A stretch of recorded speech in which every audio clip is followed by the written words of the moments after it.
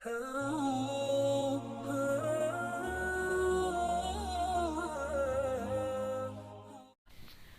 बिल्लाहि मिनश्शैतानिर्रजीम बिस्मिल्लाहिर्रहमानिर्रहीम रब्बि इश्रह ली सदरी व यस्सिर ली अमरी वहलुल उक़दतम मिन लिसानी यफ़क़हू क़ौली आमीन। अस्सलामु अलैकुम व रहमतुल्लाहि व बरकातुहू। आज हमारा 8वां पारा का एंड है। सूरत आराफ का भी आखिर यानी आखिरी आयत जो हैं वो है हमारा दूसरा पार्ट सूरत आराफ का। अल्लाह ताला फरमा रहे हैं, आयत नंबर 58 पे हमने पिछला जो सबक है उसको छोड़ा था। आयत नंबर 59 में अल्लाह ताला फरमा रहे हैं, लक़द अरसलना नूहन इला कौमिही फ़क़ाला या कौम अबुदुल्लाह मा लकुम मिन इलाहिन गैरुहु। लक़द तहकीक हमने नूह अलैहिस्सलाम को उसकी कौम की तरफ भेजा। हज़रत नूह अलैहिस्सलाम जो हैं इनके दौर में शिरक जो है ना ये शुरू हुआ था। इससे पहले इनके दौर से पहले जो है ना शिरक नहीं था। हमने नूह अलैहिस्सलाम को उसकी कौम की तरफ भेजा। उसने कहा, ए बरादरान कौम, अल्लाह की बंदगी करो, उसके सिवा तुम्हारा कोई खुदा नहीं है। ये तारीख़ी बयान अल्लाह ताला यहाँ पर इसलिए लेके आ रहे हैं कि तमाम ही अम्बिया इकराम ने और प्यारे नबी सल्लल्लाहु अलैहि वसल्लम ने, ए मक्का वालों, तुम्हें यही पुकार लगाई जो पहले अम्बिया लगाते रहे, इसीलिए भेजे गए। एक ही सेम ही मिशन था और अपनी कौम की तरफ सारे नबी जो हैं भेजे गए, सिवाय हज़रत लूत अलैहिस्सलाम की। वो अपनी कौम से अलहदा किसी कौम के ऊपर भेजे गए थे। ए बरादरान कौम, अल्लाह की बंदगी करो, उसके सिवा तुम्हारा कोई खुदा नहीं। मैं तुम्हारे हक़ में एक हौलनाक दिन के अजाब से डरता हूँ।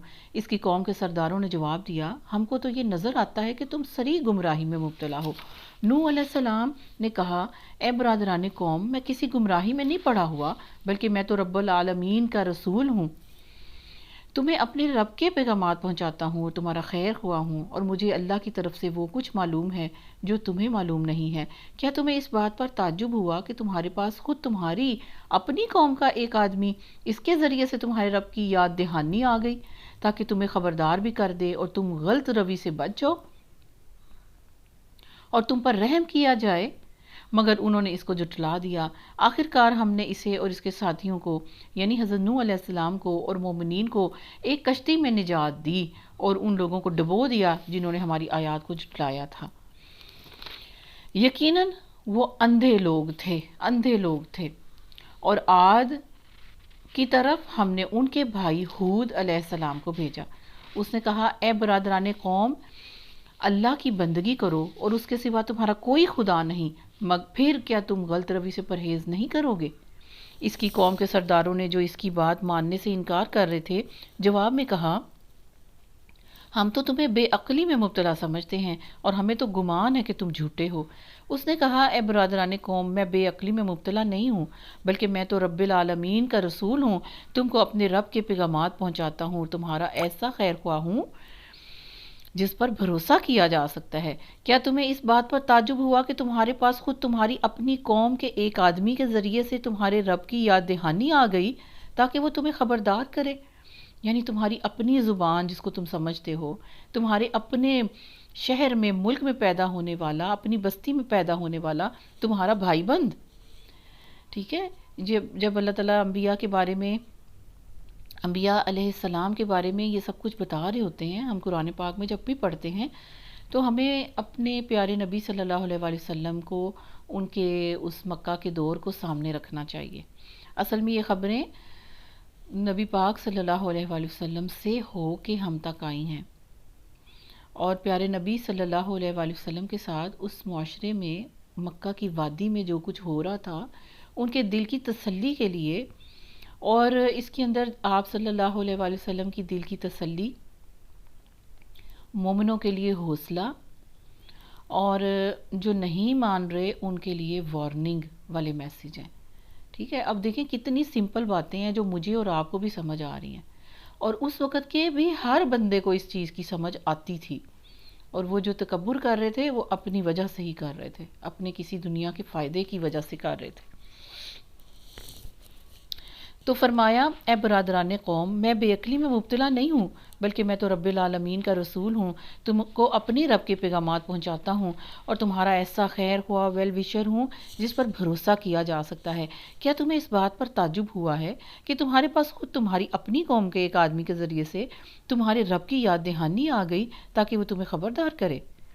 بھول نہ جاؤ کہ تمہارے رب نے نوح علیہ السلام کی قوم کے بعد تم کو اس کا جانشین بنایا۔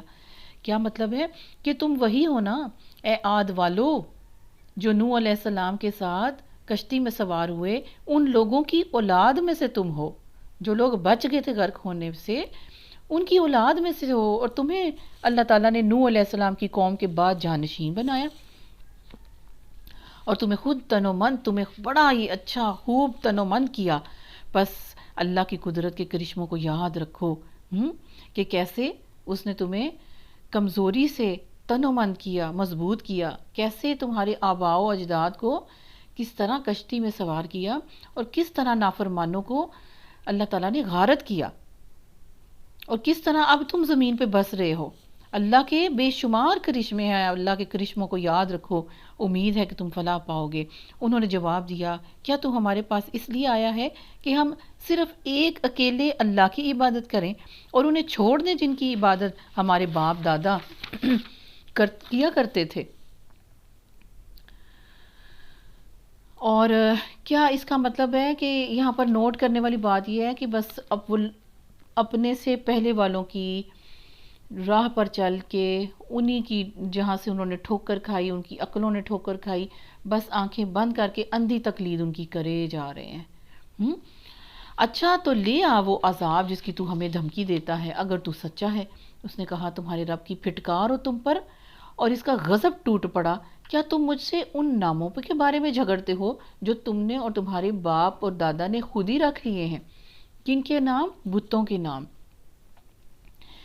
کسی کو بارش کا بت کہتے ہو، کسی کو ہوا کا دیوتا کہتے ہو، کسی کو دولت کا کہتے ہو، کسی کو بیماری کا رب کہتے ہو۔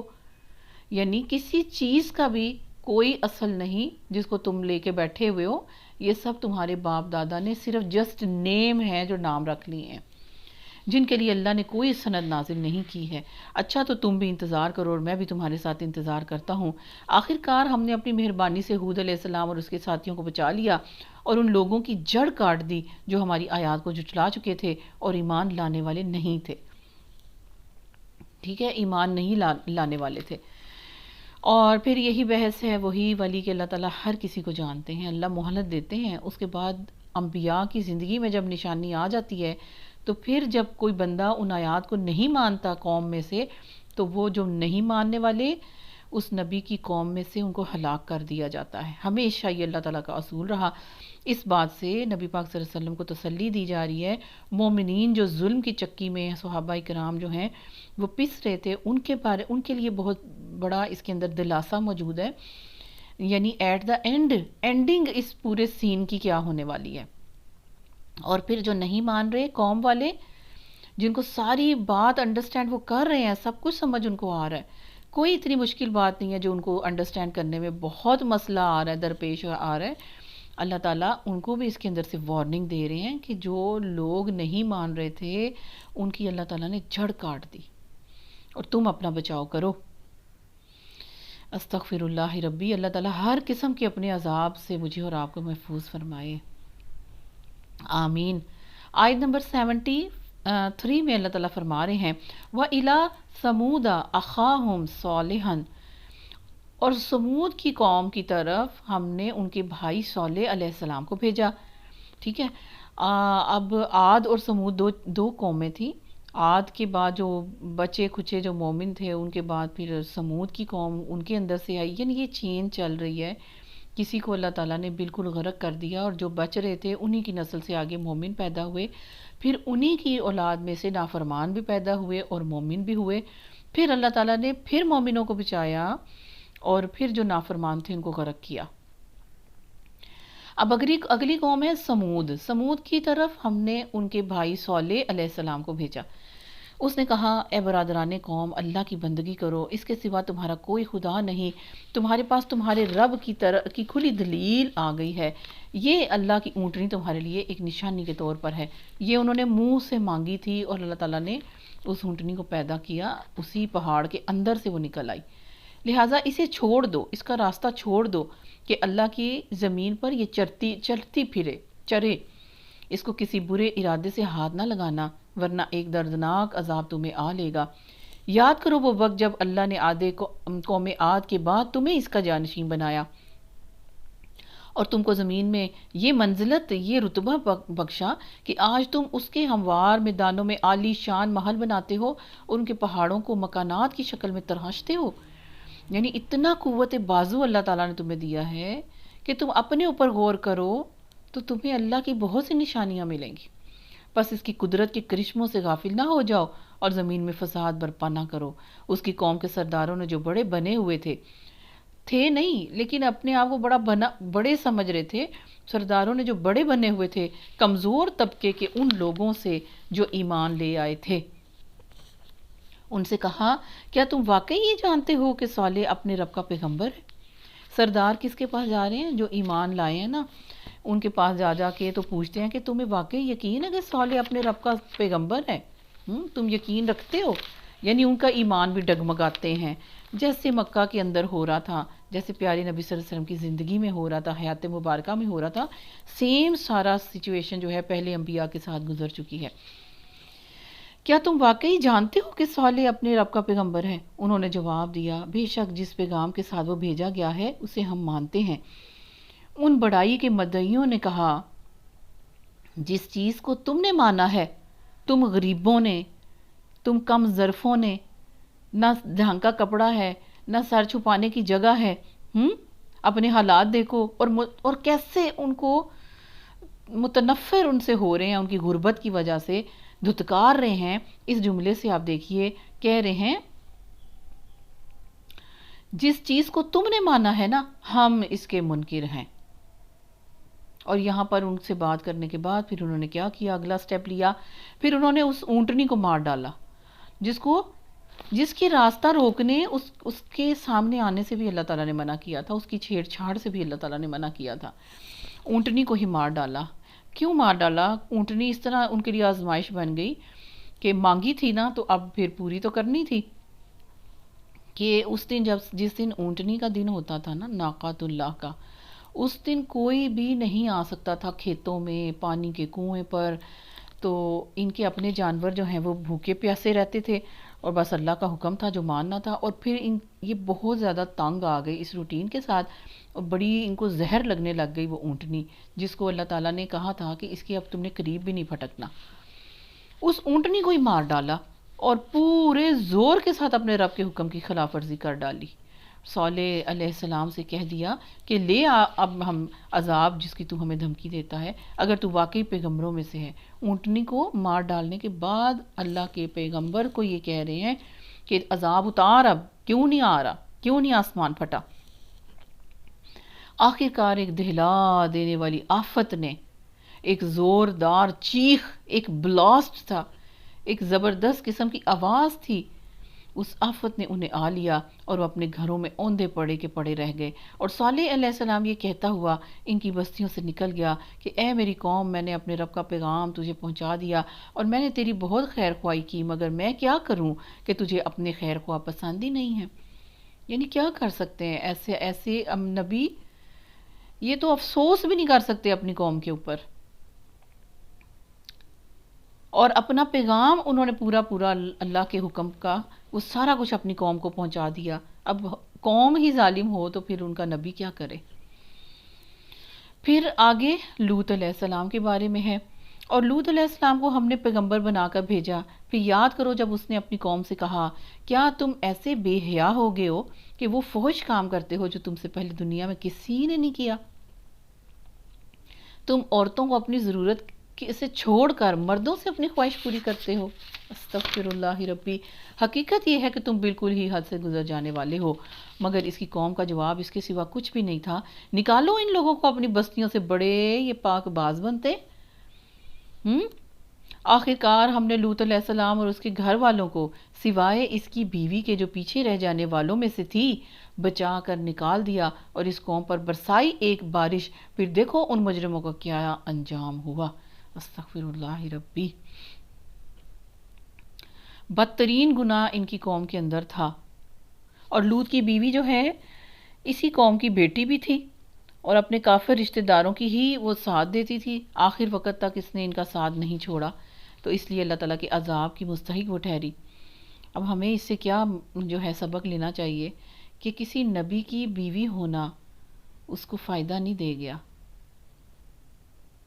کسی کی رشتہ داری، کسی مومن کی رشتہ داری کفر کے مقابلے میں کچھ کام نہیں آئے گی، یعنی کفر اگر کر رہا ہے کوئی تو اس کا کفر اسی کے لیے ہے، اور کوئی رشتہ کوئی تعلق آخرت میں کام آنے والا نہیں سوائے مومنین کے انشاءاللہ۔ اللہ تعالیٰ نے کہا دیکھو ان کا کیا انجام ہوا، یعنی وہ ختم ہو گئے، وہ بالکل اللہ تعالیٰ نے ان کو ملیا میٹ کر دیا، ایسی اوپر سے اللہ تعالیٰ نے بدترین ایک بارش برسائی اور ان کے اوپر کنکریاں ماری کہ بس جس کے ساتھ وہ برن ہوئے، جلے بھر گئے، ختم ہو گئے۔ پھر آگے اللہ تعالیٰ فرما رہے ہیں اگلی قوم ہے وہ مدین والوں کی طرف ہم نے ان کے بھائی شعیب علیہ السلام کو بھیجا۔ اس نے کہا اے برادران قوم، اللہ کی بندگی کرو، اس کے سوا تمہارا کوئی خدا نہیں ہے، تمہارے پاس تمہارے رب کی صاف رہنمائی آ گئی ہے، لہٰذا وزن اور پیمانے پورے کرو، لوگوں کو ان کی چیزوں میں گھاٹا نہ دو، یعنی ناپ تول میں جو ہے اس میں کمی نہ کرو، لوگوں کی پیسے پورے لے کے ان کو وزن میں یا چیز میں ناقص مال نہ دو اور کم نہ تولو، ٹھیک ہے، لوگوں کو ان کی چیزوں میں گھاٹا نہ دو اور زمین میں فساد برپا نہ کرو جبکہ اس کی اصلاح ہو چکی ہے، اسی میں تمہاری بھلائی ہے اگر تم واقعی مومن ہو، اور زندگی کے ہر راستے پر رہزن بن کے نہ بیٹھ جایا کرو کہ لوگوں کو خوفزدہ کرنے اور ایمان لانے والوں کو خدا کے راستے سے روکنے لگو، سیدھی راہ کو ٹیڑھا کرنے کے در پہ ہو جاؤ۔ یعنی ان کے اندر کیا خصلت تھی؟ ایک تو ناپ تول میں کمی کرتے تھے، لوگوں کے ساتھ زیادتی کرتے تھے، راہ زنی کرتے تھے، ڈاکے ڈالتے تھے، لوگوں پر اٹیک کرتے تھے، قافلوں پر اٹیک کرتے تھے، یہ سب کچھ ان کے اندر موجود تھا شعیب علیہ السلام کی قوم کے اندر۔ یاد کرو وہ زمانہ جب کہ تم تھوڑے تھے، پھر اللہ نے تمہیں بہت کر دیا، اور آنکھیں کھول کر دیکھو کہ دنیا میں مفسدوں کا کیا انجام ہوا۔ اگر تم میں سے ایک گروہ اس تعلیم پر جس کے ساتھ میں بھیجا گیا ہوں ایمان لاتا ہے اور دوسرا گروہ ایمان نہیں لاتا، تو صبر کے ساتھ دیکھتے رہو یہاں تک کہ اللہ ہمارے اور تمہارے درمیان فیصلہ کر دے، اور وہی سب سے بہتر فیصلہ کرنے والا ہے۔ اس کی قوم کے سرداروں نے جو اپنی برائی کے گھمنڈ میں مبتلا تھے، اس سے کہا کہ اے شعیب، ہم تجھے اور ان لوگوں کو جو تیرے ساتھ ایمان لائے ہیں اپنی بستی سے نکال دیں گے، ورنہ تم لوگوں کو ہماری ملت میں واپس آنا ہوگا۔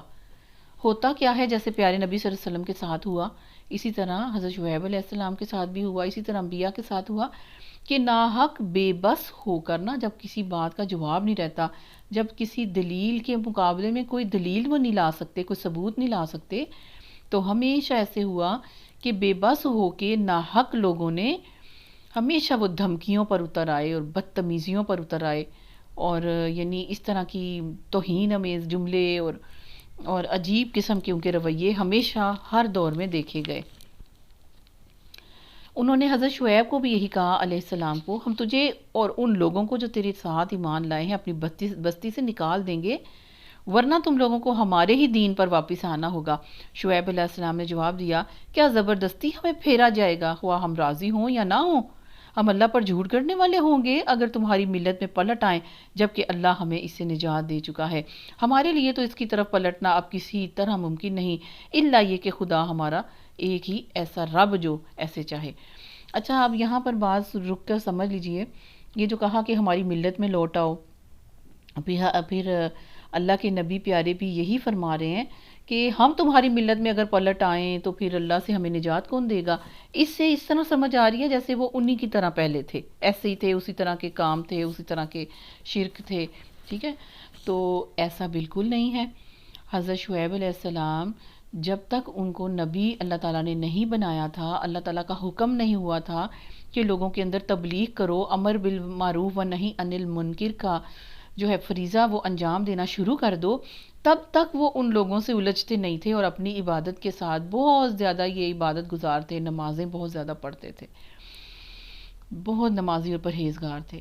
تو جب تک ان کو کفار کو انہوں نے ٹوکا نہیں، خاموش رہے ہر وقت ہر موقع پر، اور ان کے کسی بھی کام دھندے میں ملوث نہیں ہوئے، تو یہ لوگ جو ہیں یہی سمجھتے رہے کہ شعیب جو ہے پہلے تو بولتا نہیں تھا، یعنی کہ وہ پہلے ہمارے دین پر تھا، ہمارے طریقے پر تھا۔ تو جب انہوں نے اللہ کے حکم سے اپنے پیغمبرانہ مشن کا آغاز کیا، تو پھر جب غلط کو غلط اور صحیح کو صحیح کہا، جب ان کے بتوں کو برا کہا، ان کے کرتوتوں کے اوپر انگلی اٹھائی، نشاندہی کی، تب ان کو یہ سمجھ آنے لگی کہ یہ تو اپنے دین سے پھر گیا۔ حالانکہ حضرت شعیب علیہ السلام اور کوئی بھی نبی کسی بھی قسم کی غلط کافروں کی جو مشاغل ہیں ان میں کبھی بھی ملوث نہیں ہوئے۔ لیکن جب ہم اس چیز کو سمجھیں گے نہیں، تو جو ترجمے کے اندر سے ہمیں جو ڈیٹیل مل رہی ہے اس سے ہم یہی سمجھیں گے کہ وہ آپس میں بات ایسے کر رہے ہیں، اس کا مطلب ہے وہ بھی ویسے ہی تھے پہلے۔ نہیں، وہ ویسے نہیں تھے، ٹھیک ہے۔ تو اب یہ اپنے ایک حکمت کے ساتھ چل رہے ہیں اور حجت بھی تمام کر رہے ہیں، اور یہی سب کچھ ہمیں یہاں پہ نظر آتا ہے۔ ہمارے لیے تو اس کی طرف پلٹنا اب کسی طرح بھی ممکن نہیں، الا یہ کہ خدا ہمارا رب ہی ایسا چاہے۔ اب یہ ایک اور پوائنٹ ہے، الا ان یشاء اللہ ربنا، اگر ہمارا رب بھی کچھ اور ایسا چاہے تو ہو سکتا ہے۔ دیکھیں، ایک نبی ہو کے، ایک اللہ کے رسول پیغمبر ہو کے ان کو اپنے عمل کے اوپر کوئی بھروسہ نہیں، اپنے نفس کے اوپر کوئی بھروسہ نہیں ہے، کہ اللہ کے اذن سے ہی ہے جو ہے نیکی جو کما رہے ہیں، جب تک نیکی پر رہیں وہ بھی اللہ کے حکم سے ہے۔ اسی لیے پیارے نبی صلی اللہ علیہ وآلہ وسلم اور تمام انبیاء اکرام اللہ کے سامنے اسی طرح بے بس ہی ہیں جیسے کوئی عام انسان بے بس ہے۔ ان سے نہیں مانگا جا سکتا، وہ کوئی کسی کے کام نہیں آ سکتے، ان کے بتائے ہوئے رستے پہ جو ہے چلنا چاہیے۔ ایک پیغمبر ہو کہ وہ اپنے آپ کو اتنا بے بس یہاں پہ کہہ رہے ہیں کہ میری تو کوئی اختیار میرے اوپر نہیں ہے، لا حول ولا قوت الا باللہ۔ ہاں، اگر میرا رب بھی چاہے مجھے اس دین سے ہٹانا تو وہ ہٹا سکتا ہے۔ تو اسی سے پھر پیارے نبی صلی اللہ علیہ وآلہ وسلم بہت زیادہ دعا کیا مانگا کرتے تھے، ربنا لا تزغ قلوبنا بعد اذ ہدیتنا۔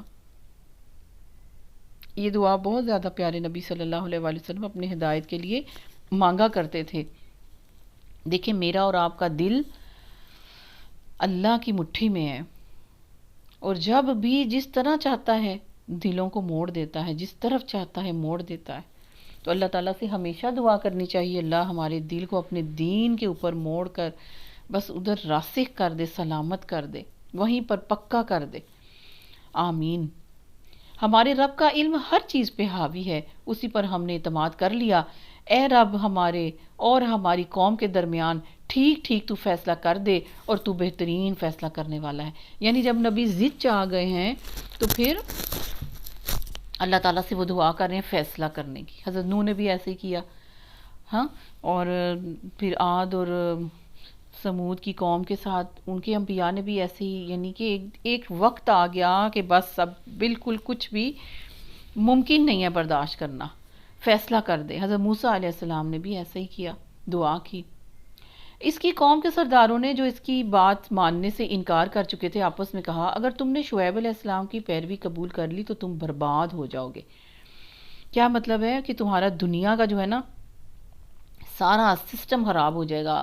تم وہ جس طرح کہہ رہے حلال اتنا ہے اس پہ گزارا کرو، اور حرام اور ڈاکہ زنی اور یعنی ہر قسم کا مال جو وہ ہڑپ کرتے تھے ناجائز طریقے سے، اس سے تم دور ہو جاؤ، ہٹ جاؤ، باز آ جاؤ، تو تمہارا تو بڑا نقصان ہے۔ اگر تم نے شعیب علیہ السلام کی پیروی کی تو بڑے برباد ہو جاؤ گے دنیاوی طور پر۔ یہ آپس میں وہ بات کرتے تھے، مگر ہوا یہ کہ بربادی تو انہوں نے دیکھی نہیں تھی کہ اصل بربادی کیا ہے۔ ہوا یہ کہ ایک دہلا دینے والی آفت نے ان کو آ لیا، اور وہ اپنے گھروں میں اوندھے پڑے کے پڑے رہ گئے۔ جن لوگوں نے شعیب علیہ السلام کو جھٹلایا وہ ایسے مٹے کہ گویا کبھی ان گھروں میں بسے ہی نہیں تھے۔ شعیب علیہ السلام کے جھٹلانے والے ہی آخرکار برباد ہو کر رہے، اور شعیب علیہ السلام یہ کہہ کر ان کی بستیوں سے نکل گئے کہ اے برادران قوم، میں نے اپنے رب کے پیغامات تم تک پہنچا دیے اور تمہاری خیر خواہی کا حق میں نے ادا کر دیا، اب میں اس قوم پر کیسے افسوس کروں جو قبول حق سے انکار کرتی ہے، جہنم کا ایندھن بن گئی، اللہ کے غضب کے اندر جو گھری، اس کے لیے میں کیسے افسوس کر سکتا ہوں۔ ایک نبی کی شان یہ نہیں ہے کہ وہ اللہ تعالیٰ جس پہ غضب ناک ہو جائے اس کے لیے ان کے دل کے اندر کوئی نرم گوشہ پیدا ہو جائے۔ اب یہاں پر آپ دیکھیں کہ ہم یہاں پر جتنی بھی اقوام کے بارے میں، جتنے انبیاء اکرام کے بارے میں پڑھ رہے ہیں، ان کے نبی، ان کے اندر رسول موجود تھے، اور ان قوموں کو اللہ تعالیٰ نے تباہ و برباد کیا ان کی نافرمانی کی وجہ سے۔ اب ذرا اپنے پیارے نبی صلی اللہ علیہ وآلہ وسلم جو سارے جہاں کے لیے رحمت للعالمین بنا کے بھیجے گئے تھے، رحمت للعالمین بنا کے بھیجے گئے، ان کی ہوتے ہوئے، موجود ہوتے ہوئے مکہ والے بھی بچ گئے، بچے کہ نہیں بچے؟ اور اللہ تعالیٰ نے اس وقت عذاب نہیں کیا، پیارے نبی صلی اللہ علیہ وآلہ وسلم نے اپنی قوم کے لیے عذاب مانگا ہی نہیں، کسی موقع پر بھی نہیں مانگا۔ طائف جب گئے کتنا زیادہ وہ پیارے نبی صلی اللہ علیہ وآلہ وسلم کے لیے وہ دردناک وہ ایام تھے، نہیں بد دعا کی، عذاب اس طرح قوم پہ ان کو مانگا ہی نہیں ہے، جیسے انبیاء کرام کا ہم دوسری جگہوں پہ پڑھ رہے ہیں۔ ان کے ہونے کی رحمت کی وجہ سے ان کے وقت کے لوگ بھی بچے، ٹھیک ہے، جو ان کے سامنے آئے، قتال ہوئے، جنگ جہاد ہوئے، وہ تو ظاہر کسی بات ہے، اس میں تو انہوں نے ہونا ہی تھا۔ پھر جن کو قتل خود کر دیا گیا پکڑ کے، جن کو جو ہجو کیا کرتے تھے اور تنگ کرتے تھے اور زچ کرتے تھے پیارے نبی صلی اللہ علیہ وآلہ وسلم کو، ان لوگوں کو چھوڑ کے۔ اس کے بعد آپ آ جائیں ہمارے دور میں، یہاں پیارے نبی صلی اللہ علیہ وسلم کو گزرے ہوئے اگر 1450 سال، 1444 ہے نا، 1444 والی رمضان میں ہم گزر رہے ہیں، اور ہجرت ہوئے پیارے نبی صلی اللہ علیہ وآلہ وسلم کو یعنی 1444 سال ہو چکے ہیں، اور اس کے اندر آپ دیکھیں کہ اب ہم نہیں ہیں، ہمارے اندر پیارے نبی صلی اللہ علیہ وآلہ وسلم موجود نہیں ہیں۔ جن انبیاء کے، جو انبیاء اپنی قوم کے اندر ہوتے ہیں، ان قوموں کو ہلاک کر دیا گیا مکمل طور پر، جو نہیں ماننے والے تھے ان کو بالکل ہلاک کر دیا گیا، اور چند لوگ جو مومن ہوتے تھے ان کو ان کے نبیوں کے ساتھ سیو کر دیا گیا، ٹھیک ہے، ان کی آگے سے نسل چلی۔ اب یہاں پر دیکھیں کہ پیارے نبی صلی اللہ علیہ وسلم ان کے چلے جانے کے بعد بھی وہ ہمارے لیے باعث رحمت ہیں۔ اللہ کا قاعدہ اور قانون کیا ہے کہ جس قوم میں ان کا نبی موجود ہوتا ہے اور وہ نہیں مانتے تو اس قوم کو ہلاکت میں مبتلا کرتے ہیں مکمل طور پہ۔ اور ہمارے پیارے نبی صلی اللہ علیہ وسلم کیونکہ ہم سے پردہ فرما چکے ہیں، اللہ تعالیٰ کے پاس اپنی عظمتوں، بلندیوں والے درجات پہ پہنچ چکے ہیں الحمدللہ، انشاءاللہ وفات پا چکے ہیں، تو ان کا یہاں پر نام ہونا دنیا میں مسلمان قوم کے لیے ہلاکت کا باعث نہیں ہے، ٹھیک ہے۔ تو ان کے چلے جانے کے بعد بھی ان کی رحمت کا جو ہے ایک ٹھنڈک، ایک ہوا، ایک جھونکا، ان کی اثرات وہ ہم ان کی قوم کے اندر، ان کی امت کے اندر قیامت تک جاری رہیں گے۔ اور مانگا تو کیا مانگا پیارے نبی صلی اللہ علیہ وآلہ وسلم نے اپنے رب سے؟ دعا یہ مانگی کہ میری قوم کو، میری امت کو پہلی قوموں امتوں کی طرح ایک دم ہلاک نہیں کیا جائے، ہلاک نہ کیا جائے عذاب دے کر مکمل۔ تو اللہ تعالیٰ نے دعا کو قبول فرما لیا، لیکن صرف اتنا ہی، اور باقی کیا ہے؟ عذاب کے ٹکڑے آئیں گے، ایک وقت میں ساری امت ہلاک نہیں ہوگی، لیکن کہیں کہیں عذاب اس امت پر بھیجتا رہوں گا۔ یہ اللہ تعالیٰ نے پیارے نبی صلی اللہ علیہ وسلم کے ساتھ یہ ایک 1 to 1 جو بات ہوئی وہ یہ تھی۔ سبحان اللہ، اللہ تعالیٰ مجھے اور آپ کو ہر قسم کی آفت اور پریشانیوں سے بچائی رکھے۔ پیارے نبی صلی اللہ علیہ وآلہ وسلم کے فرمان اور ان کا لایا ہوا قرآن ہمارے لیے ایسی رحمت بنے جیسے صحابہ کرام رضی اللہ تعالیٰ عنہم اجمعین کی زندگیوں کے اندر یہ قرآن اور حدیث اور پیارے نبی صلی اللہ علیہ وسلم کی اسوہ، ان کی سنت، ان کا ہونا ان کے لیے باعث رحمت بنا. اسی طرح ہمارے لیے بھی آپ صلی اللہ علیہ وسلم کی ایبسنس میں یہ ساری چیزیں آپ صلی اللہ علیہ وسلم کی ہمارے لیے باعث رحمت ہو جائیں. شرط یہ ہے کہ جیسے صحابہ نے عمل کیا، کر کے دکھایا، اپنی بس پر کوشش کی، ثبوت پیش کی اللہ تعالیٰ کے سامنے وفاداری کے، اسی طرح مجھے اور آپ کو آگے بڑھنا ہے اور ثبوت پیش کرنے ہیں انشاءاللہ تعالیٰ. بات لمبی نہ ہو جائے، اللہ تعالیٰ آگے فرما رہے ہیں آیت نمبر 94 میں، کبھی ایسا نہیں ہوا کہ ہم نے کسی بستی میں نبی بھیجا ہو اور اس بستی کے لوگوں کو پہلے تنگی اور سختی میں مبتلا نہ کیا ہو، اس خیال سے کہ شاید وہ عاجزی میں پر اتر آئیں. پھر ہم نے ان کی بدحالی کو خوشحالی سے بدل دیا، یہاں تک کہ وہ خوب پھولے پھلے اور کہنے لگے ہمارے اسلاف پر بھی اچھے اور برے دن تو آتے ہی رہے ہیں. آخرکار ہم نے انہیں اچانک پکڑ لیا اور انہیں خبر تک نہ ہوئی. تو کیا مطلب ہے اس کا؟ کہ ہمیں تو اپنی نعمتوں کو بھی عاجزی کے ساتھ جو ہے استعمال کرنا چاہیے. ہمیں اپنی نعمتوں کو عاجزی کے ساتھ استعمال کرنا چاہیے. اللہ اور بندوں کا حق اس کے اندر سے نکالنا چاہیے تاکہ شکر ادا ہوتا رہے اور نعمتیں بھی برقرار رہیں. نعمتیں چھنتی کب ہیں؟ جب اس کے اندر شکر گزاری کم ہو جاتی ہے. شکر گزاری کس طرح ہوتی ہے نعمت کی؟ اس نعمت کو اللہ کے راستے میں خرچ کر کے، اس کے اندر سے لوگوں کا حق نکال کے، جو ان کا اللہ کے بندوں کا بنتا ہے. انشاءاللہ تو نعمتیں برقرار رہتی ہیں. انشاءاللہ نعمتوں کو عاجزی کے ساتھ، بڑے ڈاؤن ٹو ارتھ ہو کے، بڑے ہمبل ہو کے، بڑے جھک کے، بڑا ڈر کے اور خوف کے ساتھ اللہ تعالیٰ کی ان نعمتوں کو مجھے اور آپ کو استعمال کرنا چاہیے اور اس کا شکر ادا کرنے کے لیے لوگوں کو بھی اس سے فائدہ پہنچانا چاہیے.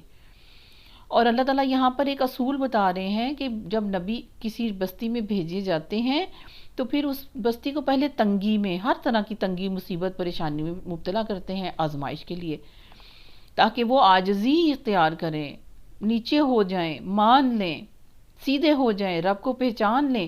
لیکن جب وہ نہیں پہچانتے، اکڑتے ہیں، تو پھر اللہ تعالیٰ کیا کرتے ہیں؟ بدحالی کو خوشحالی کے ساتھ بدل دیتے ہیں. اس میں پھر ان کو ڈبو دیتے ہیں، ان کے ذائقوں میں ڈبو دیتے ہیں، اس کے لطف میں ڈبو دیتے ہیں. جب اچھی طرح وہ نافرمان بندہ اس دنیا کی لذت میں ڈوب جاتا ہے اور اللہ سے بالکل ہی غافل ہو جاتا ہے، تو پھر کیا کرتے ہیں؟ اللہ تعالیٰ اچانک ان کو موت دیتے ہیں اور پکڑتے ہیں، اور انہیں خبر بھی نہیں ہوتی کہ عذاب کس طرف سے آنے والا تھا. اللہ اکبر، استغفر اللہ. اللہ مجھے اور آپ کو ہر قسم کی عذاب سے، آزمائش سے بچائے. آسمان کی طرف سے اتریں آزمائشیں یا بلائیں، یا اللہ تعالیٰ کے عذاب، یا زمین کی طرف سے، یا دائیں بائیں سے، اللہ کہیں سے بھی اللہ اپنی آزمائشوں سے مجھے اور آپ کو بچائے، اپنے عذابوں سے مجھے اور آپ کو بچائے، اپنی پکڑ سے مجھے اور آپ کو بچائے. ہمیں قرآن والوں میں شامل کرے، ہمیں عمل والوں میں اللہ تعالیٰ شامل فرمائے. آمین. آیت نمبر 96 میں اللہ فرما رہے ہیں اگر بستیوں کے لوگ ایمان لاتے. ٹھیک ہے، یہاں بتایا جا رہا ہے اب کہ کس طرح سے تم اپنی نعمتوں کو سیو کر سکتے ہو، ان سے بھرپور فائدہ اور بہت اچھے لمبے عرصے تک کیسے ان کو نعمتوں کو قائم رکھ سکتے ہیں. یہ آیت کے اندر اس کا ایک سیکرٹ اللہ بتا رہے ہیں. اگر بستیوں کے لوگ، شہروں کے لوگ، ملکوں کے لوگ، زمین کے لوگ ایمان لے آتے اور تقوی، اللہ کا خوف، تقوی کی روش اختیار کرتے، زندگی گزارنے میں اٹھتے بیٹھتے، اللہ کو یاد کرتے، خوف رکھتے، تو ہم ان پر آسمان اور زمین سے برکتوں کے دروازے کھول دیتے. ایسی برکتیں جو تم نے سوچی نہیں ہوں گی، ایسی برکتیں، ایسی ساز و سامان، ایسی راحت، ایسا امن، ایسا سکون، ایسا رزق، اس کے خزانے ابلنے لگ جاتے. شرط کیا ہے؟ ایمان سچے طریقے سے لے کے آؤ، کلمہ پڑھو، جو اس کے تقاضے ہیں وہ سارے پورے کرو، اور اللہ سے ڈر کے زندگی گزارو، تو اللہ تعالیٰ بھی خوش ہو کر، تمہاری اس ادا سے خوش ہو کر اللہ آسمان و زمین کے دروازے کھول دیتا، برکتوں کے دروازے تم پر کھول دیتے. مگر انہوں نے تو جھٹلایا، پیارے نبی صلی اللہ علیہ وآلہ وسلم کو بھی جھٹلایا، بنی اسرائیل نے اپنے پیغمبروں کو جھٹلایا، مگر انہوں نے تو جھٹلایا، لہٰذا ہم نے اس بری کمائی کے حساب میں انہیں پکڑ لیا جو وہ سمیٹ رہے تھے۔ پھر کیا بستیوں کے لوگ اب اس سے بے خوف ہو گئے ہیں کہ ہماری گرفت کبھی اچانک ان پر رات کے وقت نہیں آئے گی، یا کہ وہ سوتے پڑے ہوں گے اس وقت، یا انہیں اطمینان ہو گیا اس بات پہ کہ ہمارا مضبوط ہاتھ کبھی یکا یک ان پر دن کے وقت نہیں آ پڑے گا جبکہ وہ کھیل رہے ہوں گے۔ کیا یہ لوگ اللہ کی چال سے بے خوف ہو گئے ہیں؟ حالانکہ اللہ کی چال سے وہی قوم بے خوف ہوتی ہے جو تباہ ہونے والی ہو۔ اللہ اکبر۔ یہی پیچھے بتا دیا نا کہ جس کی شامت آ جاتی ہے اس کے اندر اس کو اتنی دنیا کی چیزیں دے دی جاتی ہیں، مال اسباب اتنے بڑھا دیے جاتے ہیں کہ اسی کی لذتوں میں، دنیا کی لذتوں میں ان کو اچھی طرح ڈبو کے ان کو غافل کر دیا جاتا ہے، اور پھر اللہ اچانک ان کو پکڑتا ہے۔ جو اللہ کی چال سے وہی قوم بے خوف ہوتی ہے جو تباہ ہونے والی ہو۔ استغفر اللہ ربی، استغفر اللہ ربی، استغفر اللہ ربی۔ اللہ اکبر کبیرہ والحمد للہ کثیرہ وسبحان اللہ بکرۃ واصیلا۔ اللہ تعالیٰ مجھے اور آپ کو معاف رکھے، صبح و شام اللہ تعالیٰ کی تسبیح بیان کرنے والے لوگوں میں مجھے اور آپ کو شامل فرمائے۔ حسن بصری رحمۃ اللہ علیہ فرماتے ہیں، مومن نیک کام کرتے ہوئے بھی ڈرتا ہے اور لرزتا ہی رہتا ہے۔ ہمیں بھی دل کی کیفیت چیک کرنا ہے کہ نیکی کرتے ہوئے، خیرات کرتے ہوئے ہمارے دلوں کے کیا حال ہیں۔ اور جو فاجر ہوتا ہے، گناہ گار ہوتا ہے، گناہ کا کام کرتے ہوئے بھی امن اور سکون میں وہ محسوس کر رہا ہوتا ہے، اس کو کسی کا خوف نہیں ہوتا۔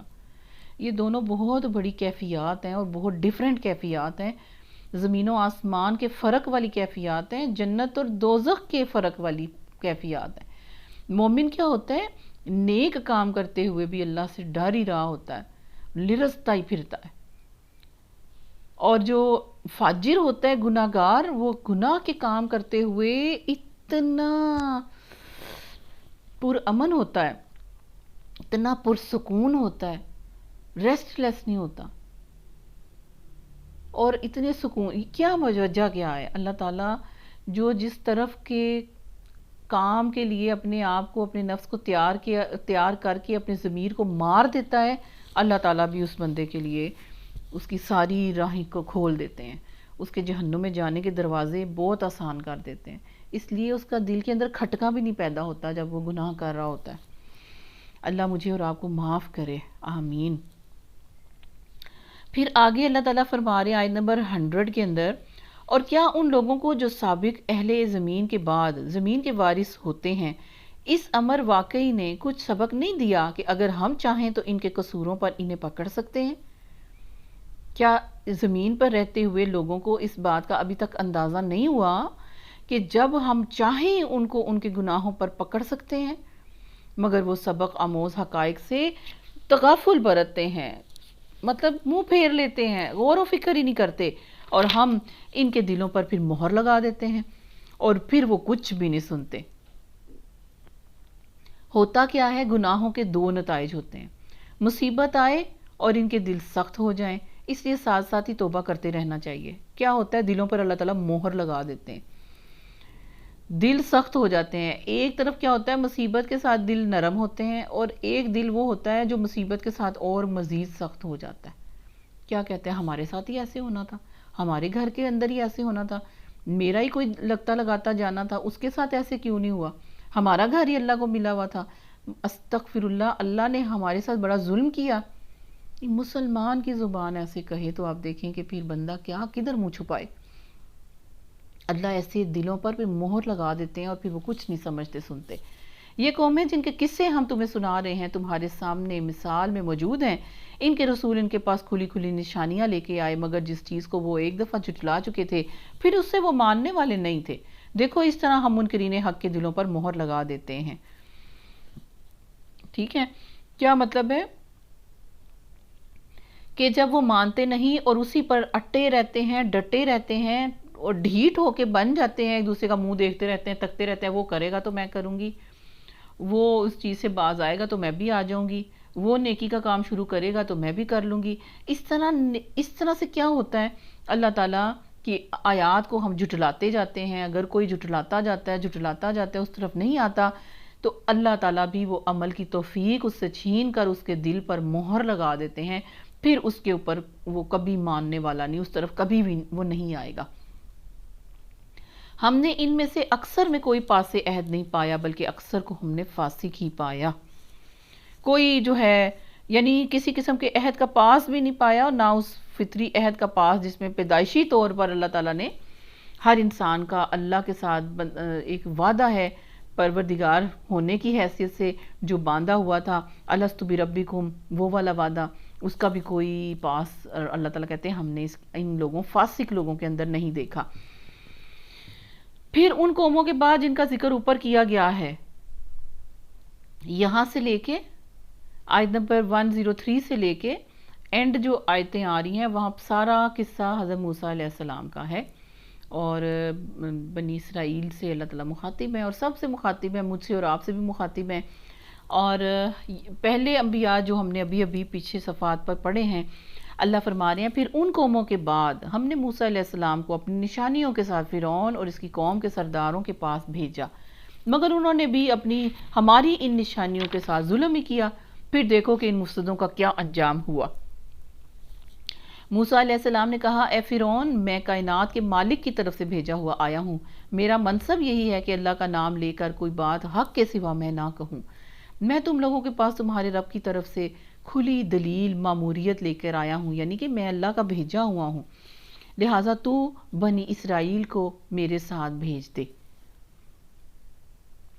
اللہ تعالیٰ نے سب سے بڑا جو ان کو دیا تھا ایک کام، جو ٹاسک تھا، وہ کیا تھا؟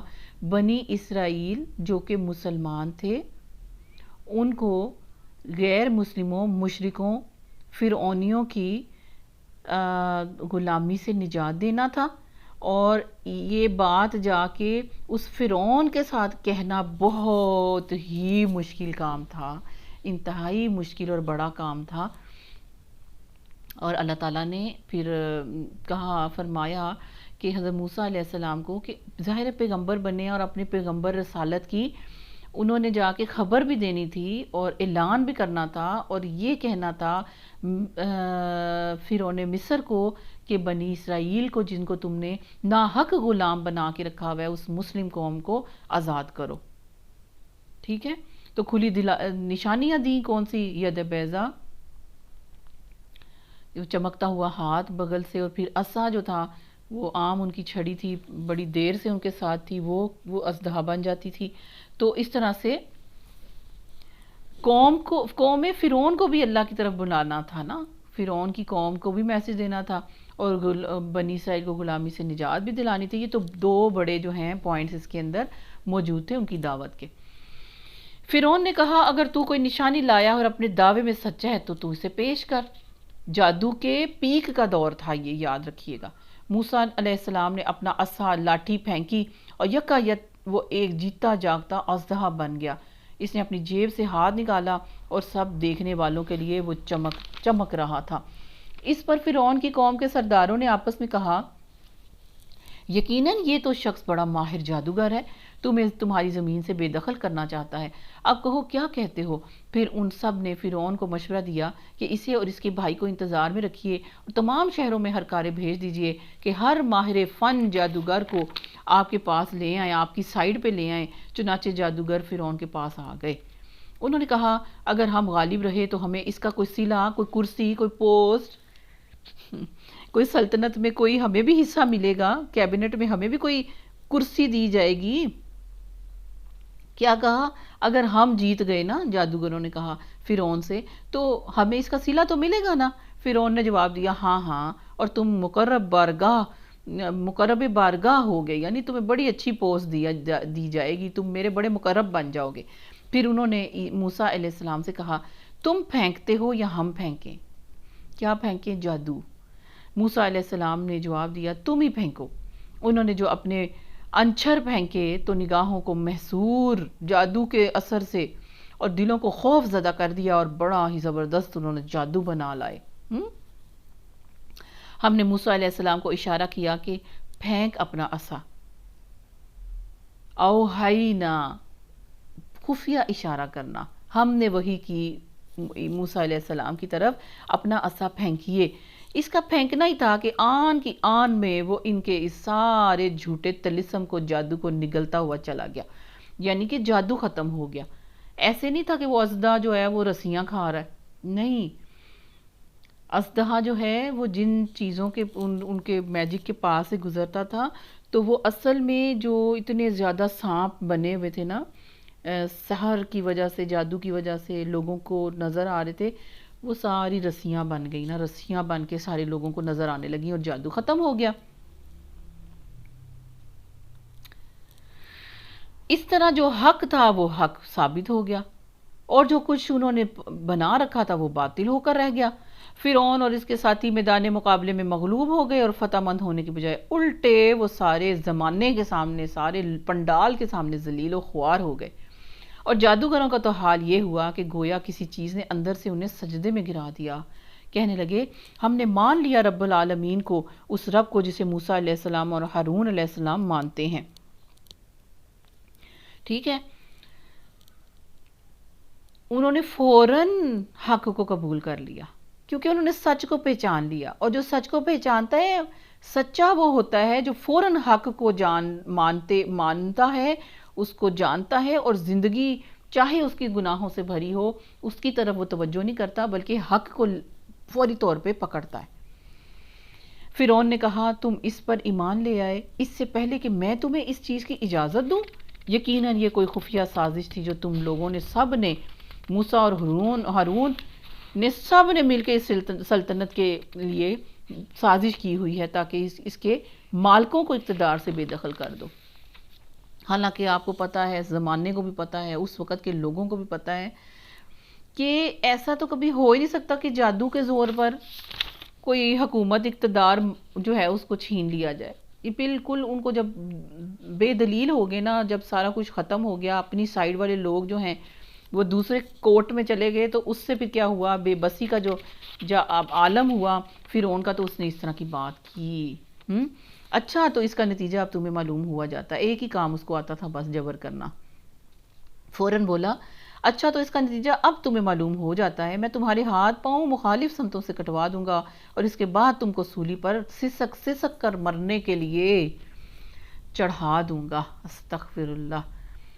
مخالف سمتوں سے کاٹنے کا کیا مطلب ہوتا ہے؟ ایک سمت سے ہاتھ پاؤں کا کاٹیں تو موت واقع ہو جاتی ہے، ایک سمت سے ہاتھ پاؤں کاٹیں تو موت واقع ہو جاتی ہے. ٹھیک ہے، تو وہ ڈرین آؤٹ ہو جاتا ہے بلڈ جو ہے، اور مین وین ہوتی ہے جس کی وجہ سے وہ سارا ڈرین آؤٹ ہوتا ہے بلڈ، اور انسان جو ہے موت کی طرف چلا جاتا ہے. انہوں نے جواب دیا بہرحال ہمیں پلٹنا اپنے رب ہی کی طرف ہے، یعنی جو بھی تو ہمارے ساتھ کرنا چاہتا ہے کر لے، مرنا تو ہم نے ویسے بھی ہے اور مرنا ہم نے ایسے بھی ہے. تو جس بات پر ہم سے انتقام لینا چاہتا ہے وہ اس کے سوا کچھ نہیں ہے کہ ہمارے رب کی نشانیاں جب ہمارے سامنے آ گئیں تو ہم نے انہیں مان لیا. اے رب، ہم پر صبر کا فیضان کر اور ہمیں دنیا سے اٹھا تو اس حال میں کہ ہم تیرے فرما بردار ہوں. آمین. اللہ نے ان کی دعا بھی سنی، اور اللہ تعالی ہمارے لیے بھی فرما برداری کی حالت میں موت عطا کرے ہم سب کو. آمین.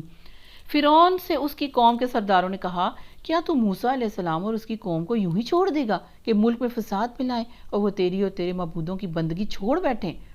فرعون نے جواب دیا میں ان کے بیٹوں کو قتل کراؤں گا اور ان کی عورتوں کو جیتا رہنے دوں گا. ہمارے اقتدار کی گرفت ان پر بڑی مضبوط ہے، یعنی کہ میں اس طرح ان سے بدلہ لوں گا.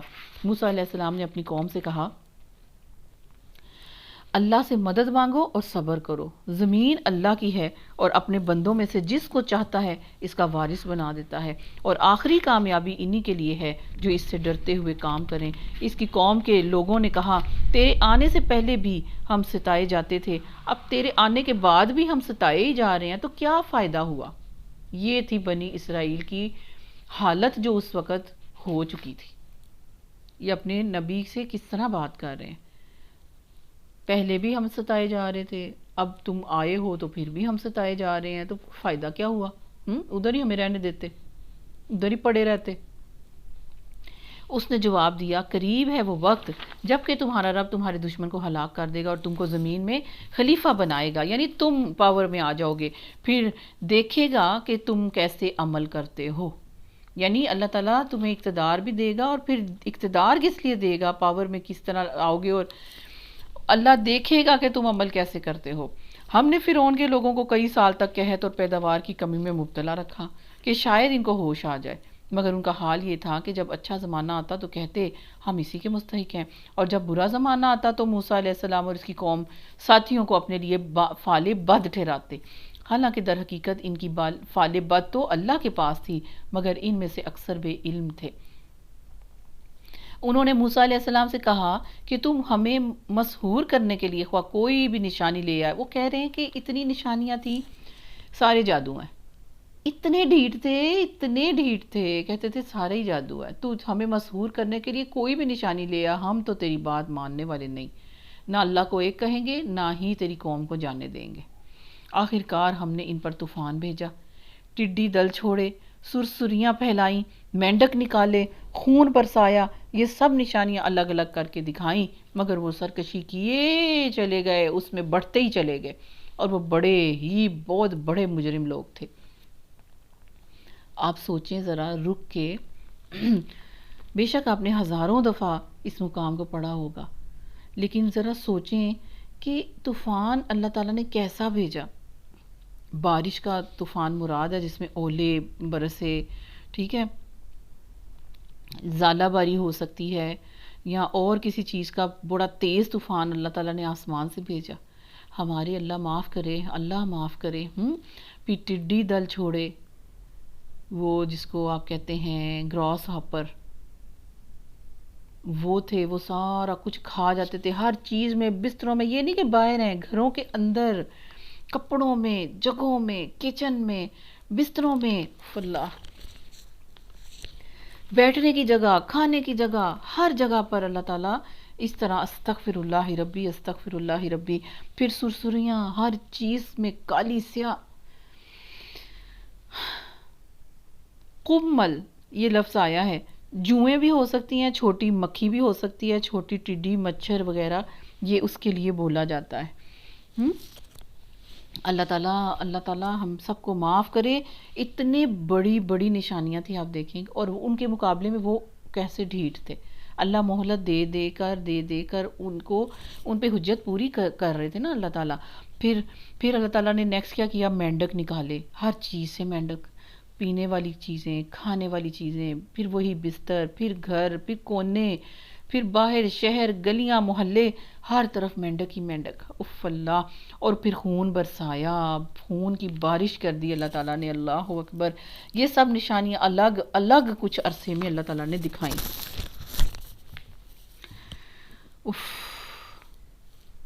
اور جب بھی وہ ان میں سے کوئی بلا نازل ہوتی تو کہتے اے موسیٰ تجھے اپنے رب کی طرف سے جو منصب حاصل ہے اس کی بنا پر ہمارے حق میں دعا کر دے، اگر اب کہ تو ہم پر سے یہ بلا ٹلوا دے تو ہم تیری بات مان لیں گے اور بنی اسرائیل کو تیرے ساتھ بھیج دیں گے۔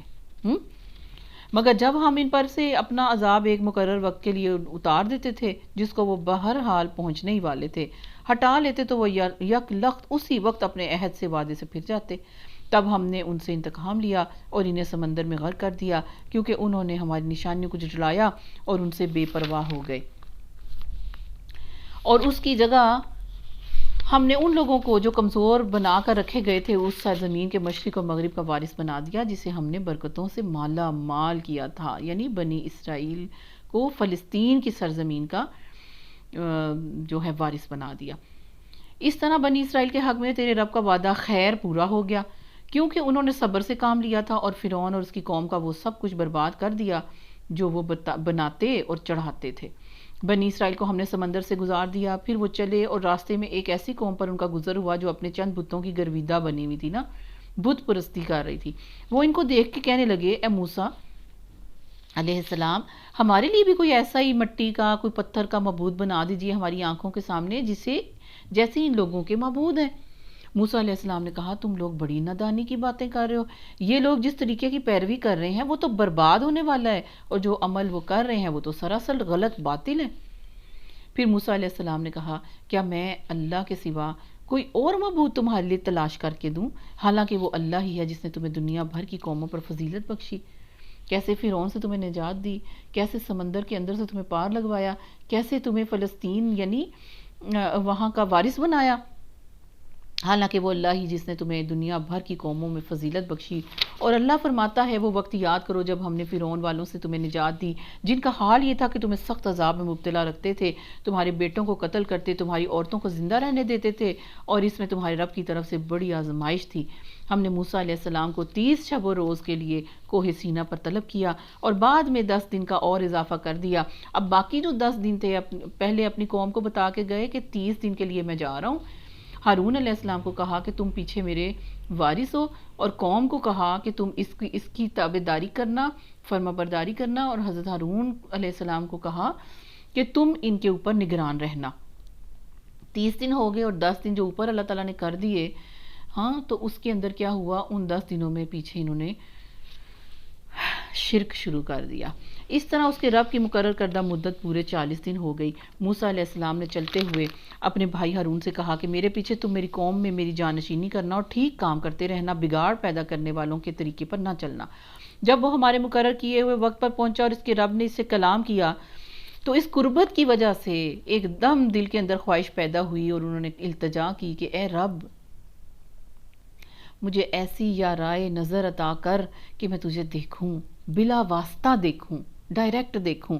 فرمایا تو مجھے نہیں دیکھ سکتا، ہاں ذرا سامنے کی پہاڑ کی طرف دیکھ، اگر وہ اپنی جگہ پر قائم رہے تو البتہ تو مجھے دیکھ سکے گا۔ چنانچہ اس کے رب نے جب پہاڑ پر اپنی تجلی کی تو اسے ریزہ ریزہ کر دیا، اور موسیٰ علیہ السلام غش کھا کر وہ بھی گر گئے، بے ہوش ہو گئے۔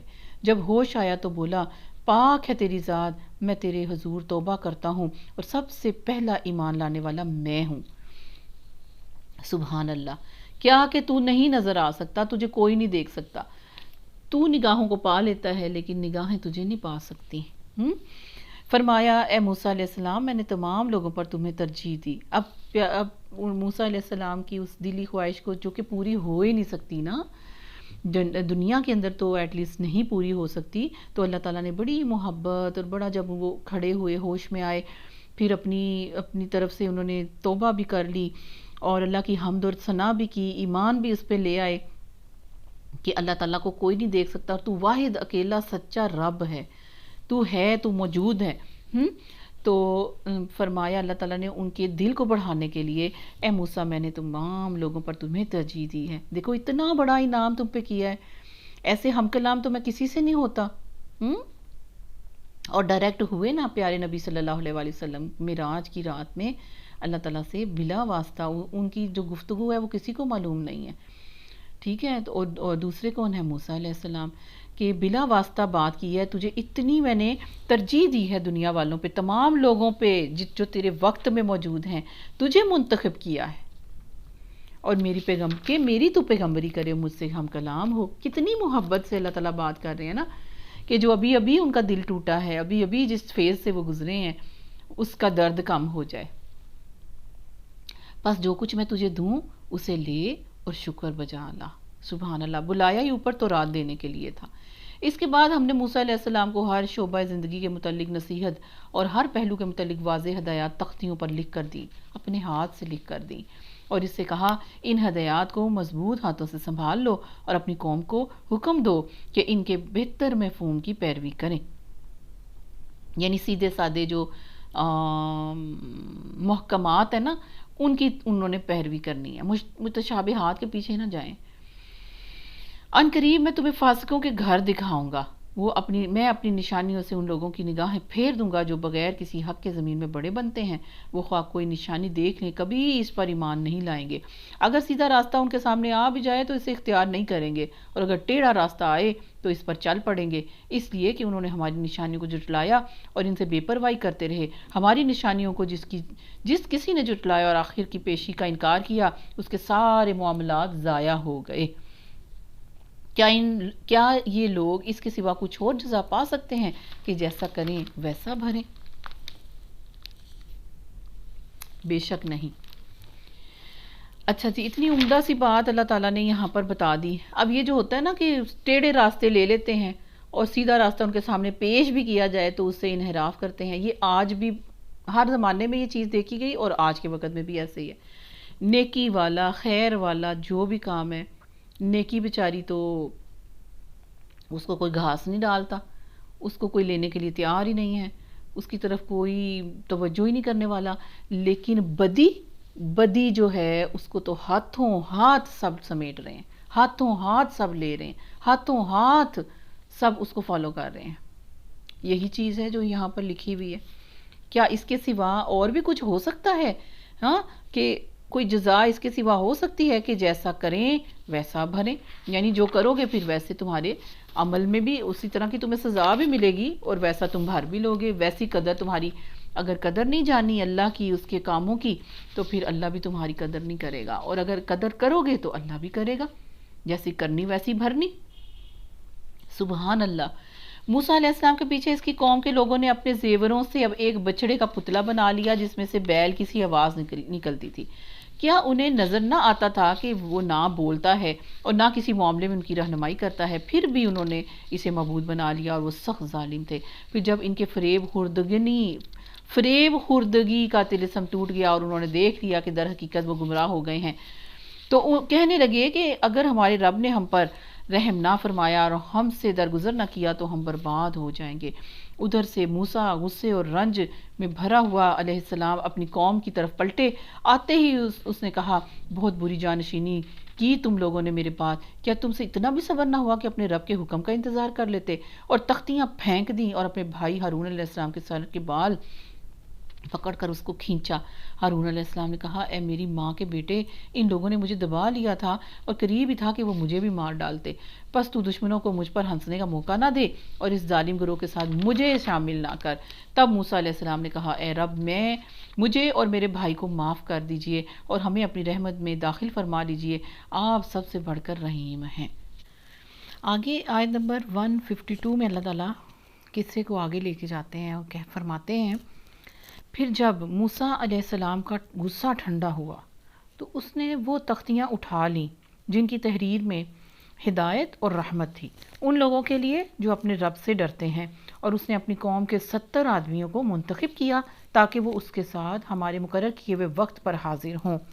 کوہ طور پہ اللہ تعالیٰ نے پھر طلب کیا. ان 70 بڑے بڑے جو سردار تھے بنی اسرائیل کے اندر سے بڑے لوگ تھے، ان کو منتخب کیا گیا توبہ کے لیے. جب ان لوگوں کو ایک سخت زلزلے نے آ پکڑا تو موسیٰ علیہ السلام نے عرض کیا کہ اے میرے سرکار، اے میرے اللہ، میرے رب، آپ چاہتے تو پہلے ہی ان کو اور مجھے ہلاک کر سکتے تھے. یعنی یہاں طلب کرنے کے بعد نیچے جو بنی اسرائیل کی وہ اتنی عجیب قسم کی قوم پیچھے ہے، ان کے سامنے اگر ان کو قتل کر دیتے اللہ تعالیٰ، اگر آپ مارنا چاہتے تو نیچے ان کے سامنے ہی مار دیتے. یہاں پر اوپر لا کے ان کو مار دیا تو انہوں نے تو ایک طوفان کھڑا کر دینا ہے نا، انہوں نے تو ایک طوفان لے آنا ہے زمین پہ. تو عرض کی حضرت موسیٰ علیہ السلام نے کہ اے میرے رب، آپ چاہتے تو پہلے ہی ان کو اور مجھے ہلاک کر سکتے تھے. کیا آپ اس قصور میں جو ہم میں سے چند نادانوں نے کیا تھا کہ اس بچڑے کو بنا لیا تھا، ہم سب کو ہلاک کر دیں گے؟ یہ تو آپ کی ڈالی ہوئی ایک آزمائش تھی جس کے ذریعے سے آپ جسے چاہتے ہیں گمراہی میں مبتلا کر دیتے ہیں اور جسے چاہتے ہیں ہدایت بخش دیتے ہیں. مطلب کیا ہے کہ ہر آزمائش کا موقع انسانوں کے درمیان بڑا ہی فیصلہ کن ہوتا ہے. وہ ایک چھلنی کی طرح الگ الگ اللہ تعالیٰ ناکارہ لوگوں کو اور کارآمد لوگوں کو آزمائشوں کے ذریعے سے چھانٹ لیتا ہے. منافق کو اور جو ہے مومن سے الگ کر دیتا ہے. اللہ تعالیٰ کچھ عرصے بعد آزمائشوں کی ایسی چھاننی لگاتے ہیں، ایسی چھانٹ کرتے ہیں کہ جو اصل ہوتا ہے وہ اوپر رہ جاتا ہے اور باقی جو یوز لیس ہوتا ہے اس کو اللہ تعالیٰ چھاننی سے نکال دیتے ہیں. تو فرمایا کہ یہ تو آپ کی ڈالی ہوئی ایک آزمائش تھی جس کے ذریعے سے آپ جسے چاہتے ہیں گمراہی میں مبتلا کر دیتے ہیں اور جسے چاہتے ہیں ہدایت بخش دیتے ہیں. ہمارے سرپرست تو آپ ہی ہیں، بس ہمیں معاف کر دیجئے اور ہم پر رحم فرمائیے. آپ سب سے بڑھ کر معاف فرمانے والے ہیں. یعنی بہت ہی خوبصورت طریقے سے، بڑے دل کی گہرائیوں سے حضرت موسیٰ علیہ السلام کے یہ الفاظ یہاں پر لکھے ہوئے ہیں کہ آپ ہی ہمارے سرپرست ہیں، آپ ہمارے ولی ہیں، انت ولینا فاغفر لنا ورحمنا وانت خیر الغافرین۔ اللہ تعالیٰ کو اتنے پیارے الفاظ سے پکار کے اور معافی طلب کی، اور ہمارے لیے اس دنیا کی بھلائی بھی لکھ دیجئے اللہ، اور آخرت کی بھلائی بھی لکھ دیجئے، ہم نے آپ کی طرف رجوع کر لیا۔ اتنی پیاری دعا اللہ تعالیٰ ان کے الفاظ کے ساتھ جیسے ان کے لیے قبول ہوئی، اللہ میرے اور آپ کے حق میں بھی قبول فرمائے، آمین۔ جواب میں ارشاد ہوا، اللہ تعالیٰ نے فرمایا سزا تو میں جسے چاہتا ہوں دیتا ہوں، مگر میری رحمت ہر چیز پر چھائی ہوئی ہے، سبحان اللہ، اور اسے میں ان لوگوں کے حق میں لکھوں گا اس رحمت کو جو نافرمانی سے پرہیز کریں گے، بچیں گے، زکوٰۃ دیں گے اور میری آیات پر ایمان لائیں گے۔ تو اہل کتاب بنی اسرائیل جو وہاں پر مخاطب تھے اور رہتی دنیا تک مخاطب ہیں، اور ساتھ میں ہم بھی مسلمان بھی، یعنی ہمارے لیے بھی یہی حکم ہے، ہم بھی کتاب والے ہیں، ہم بھی رسول نبی والے ہیں، اور ہمارے لیے بھی یہی حکم ہے کہ ہم کتاب کو اپنی اپلیکیشن میں لے کے آئیں زندگی کے اندر، اور ان لوگوں کے حق میں اللہ تعالیٰ کہتے ہیں میں اپنی رحمت کو خاص لکھ دوں گا، معاف بھی کر دوں گا، رحمت بھی خاص کروں گا جو نافرمانی سے بچتے ہوں گے، نمبر 2 زکوٰۃ دیتے ہوں گے جو اللہ تعالیٰ نے مال کے اندر سے فرض کر دی ہے، اور میری آیات پر جو ایمان لائیں گے۔ پس آج یہ رحمت ان لوگوں کا حصہ ہے جو اس پیغمبر نبی امی صلی اللہ علیہ وآلہ وسلم کی پیروی اختیار کریں۔ اگلے پچھلے سب سن لیں کہ اب وہ رحمت کا حصہ صرف ان کو ملے گا جو پیارے نبی صلی اللہ علیہ وآلہ وسلم پر، آخری نبی پر ایمان لائیں گے، جس کا ذکر انہیں اپنے ہاں تورات اور انجیل میں بھی لکھا ہوا ملتا ہے۔ وہ انہیں نیکی کا حکم دیتا ہے اور بدی سے روکتا ہے، ان کے لیے پاک چیزیں حلال اور ناپاک چیزیں حرام کرتا ہے، اور ان پر سے وہ بوجھ اتارتا ہے جو ان پر لدے ہوئے تھے، اور وہ بندشیں، وہ قیدیں کھولتا ہے جن پر وہ جکڑے ہوئے تھے۔ تمام رسومات، تمام قسم کے یعنی بوجھ، فالتو قسم کی رسومات جس کے اندر انسان اپنے آپ کو خواہ مخواہ کی چینز میں باندھ لیتا ہے، اور فضول قسم کی اپنی جو ہے بن سوچے سمجھے اپنے آپ کو دوسرے کا غلام بناتا پھرتا ہے۔ جب ایک اللہ کے غلام ہے تو کسی دوسرے کے غلام بننا ہی نہیں ہے۔ جب ایک اللہ کے بندے اور عبد ہیں، اللہ کی ماننی ہے تو دوسرے کی ماننے کی ضرورت ہی نہیں ہے، بس اتنی کہ اس کی رضا کے اندر جو حکم اللہ نے خود دیے ہوں۔ لہٰذا جو لوگ اس پر ایمان لائیں اور اس کی حمایت اور نصرت کریں، ٹھیک ہے، کون؟ جو اہل کتاب ہیں ان میں سے جو لوگ اب ایمان لائیں اور اس کی حمایت بھی کریں، ساتھ دیں، اس کی مدد کریں اور اس روشنی کی پیروی اختیار کریں، یعنی قرآن پاک کی آیات وحی کی جو اس کے ساتھ نازل کی گئی ہیں، وہی فلاح پانے والے لوگ ہیں، اہل کتاب میں سے بھی، اور بے شک باقی رہتی ہوئی دنیا مسلمان سب اس کے اندر آئیں گے۔ فلاح اسی کو ملے گی جو پیارے نبی صلی اللہ علیہ وآلہ وسلم پر ایمان لے کے آئیں گے کہ وہ محمد رسول اللہ ہیں صلی اللہ علیہ وآلہ وسلم، اور ان کے کہے پر جو وہ کہیں گے، جو وہ دیں گے اس کو لیں گے، جس سے وہ منع کریں گے اس سے رک جائیں گے۔ یہ وے آف لائف ہوگا جن کا انشاءاللہ اللہ تعالیٰ پھر ان کے ساتھ کیا کریں گے، بہت اچھا ان کو منزل عطا فرمائیں گے، ان کی وہی فلاح پانے والے ہیں، وہ منزلیں پانے والے ہیں، وہ درجات کی بلندیاں پانے والے وہی لوگ ہیں، چاہے وہ مسلمان کیوں نہ ہوں۔ اے محمد صلی اللہ علیہ وآلہ وسلم آپ کہہ دیجئے کہ اے انسانوں، اے لوگوں، میں تم سب کی طرف اس پہ خدا کا پیغمبر ہوں، پیغام لے کے آیا ہوں جو زمین اور آسمانوں کی بادشاہی کا مالک ہے، اس کے سوا کوئی خدا نہیں، وہی زندگی بخشتا ہے اور وہی موت دیتا ہے، بس ایمان لاؤ اللہ پر، اس کے بھیجے ہوئے نبی امی پر، جو اللہ اور اس کے ارشادات کو مانتا ہے، اور پیروی اختیار کرو، اس کی امید ہے کہ تم راہ راست پالو گے۔ موسیٰ علیہ السلام کی قوم میں ایک گروہ ایسا بھی تھا جو حق کے مطابق ہدایت کرتا اور حق ہی کے مطابق انصاف کرتا تھا، یعنی جو حق کے مطابق ہدایت اور انصاف کرتا ہے، یعنی ان کے نزدیک اس آیت میں بنی اسرائیل کی وہ اخلاقی اور ذہنی حالت بیان کی گئی ہے جو نزول قرآن پاک کے وقت تھی، ٹھیک ہے، یعنی وہ جانتے تھے، حق پر تھے، وہ جانتے تھے کہ یہ نبی بھی حق میں ہیں، یہ آخری نبی صلی اللہ علیہ وسلم کے آنے کا ظہور کا وقت ہے، یہ سچی میں واقعتاً اصل پیغمبر اور اللہ کے رسول ہیں جن کا وہ انتظار کرتے تھے۔ اور ہم نے اس قوم کو 12 گھرانوں میں تقسیم کر کے انہیں مستقل گروہوں کی شکل دے دی تھی، ٹھیک ہے۔ اب دیکھیں کہ یہ جو 12 گھرانے تھے 12 بھائی تھے حضرت یوسف علیہ السلام، ٹھیک ہے، بنی اسرائیل، یعنی اسرائیل لقب ہے حضرت یعقوب علیہ السلام کا، بنی مطلب اولاد، خاندان، تو 12 ہی خاندان 12 ہی گھرانوں میں تقسیم کر کے انہیں مستقل گروہوں کی شکل دے دی تھی۔ اور جب موسیٰ علیہ السلام سے اس کی قوم نے پانی مانگا، جب وہ نکلے تھے آزاد ہو کے، تو ہم نے اس کو اشارہ کیا کہ فلاں چٹان پر اپنی لاٹھی مارو، چنانچہ اس چٹان سے یکا یک 12 چشمے پھوٹ نکلے، اور ہر گروہ نے اپنے پانی لینے کی جگہ متعین کر لی، اور کوئی دھکم پیل نہیں ہوئی، کوئی مطلب کہ بد مزگی نہیں ہوئی کہ اتنے زیادہ لاکھوں کی تعداد میں جو لوگ تھے ان کا اللہ تعالیٰ نے پانی کا بندوبست اتنے بہترین طریقے سے کر دیا۔ ہم نے ان پر بادل کا سایہ کیا اس میدان میں، جہاں ان کے پاس گھر نہیں تھا، جہاں چھت نہیں تھی، کوئی اوٹ نہیں تھی، تو بادل کا سایہ کیا اس میدان طیہ میں، اور ان پر من و سلوہ اتارا۔ من و سلوہ کیا ہے؟ میٹھا اور نمکین خوراک کا جو ہے بندوبست اللہ نے کیا۔ من و سلوہ کے نزول کی شکل میں اللہ تعالیٰ نے ان کے اوپر بہت بڑا احسان کیا، کیونکہ جس کی تعداد لاکھوں تک تھی، ان لوگوں کی بھوک اور پیاس جو ہے ان کا بندوبست کرنا، ٹھیک ہے، تو اللہ تعالیٰ نے کیا اس کا انتظام کیا کہ شام کو پرندے آتے تھے اور ان کو پکڑتے تھے اور کھاتے تھے بھون کے، اور من جو ہے وہ آسمان سے جس طرح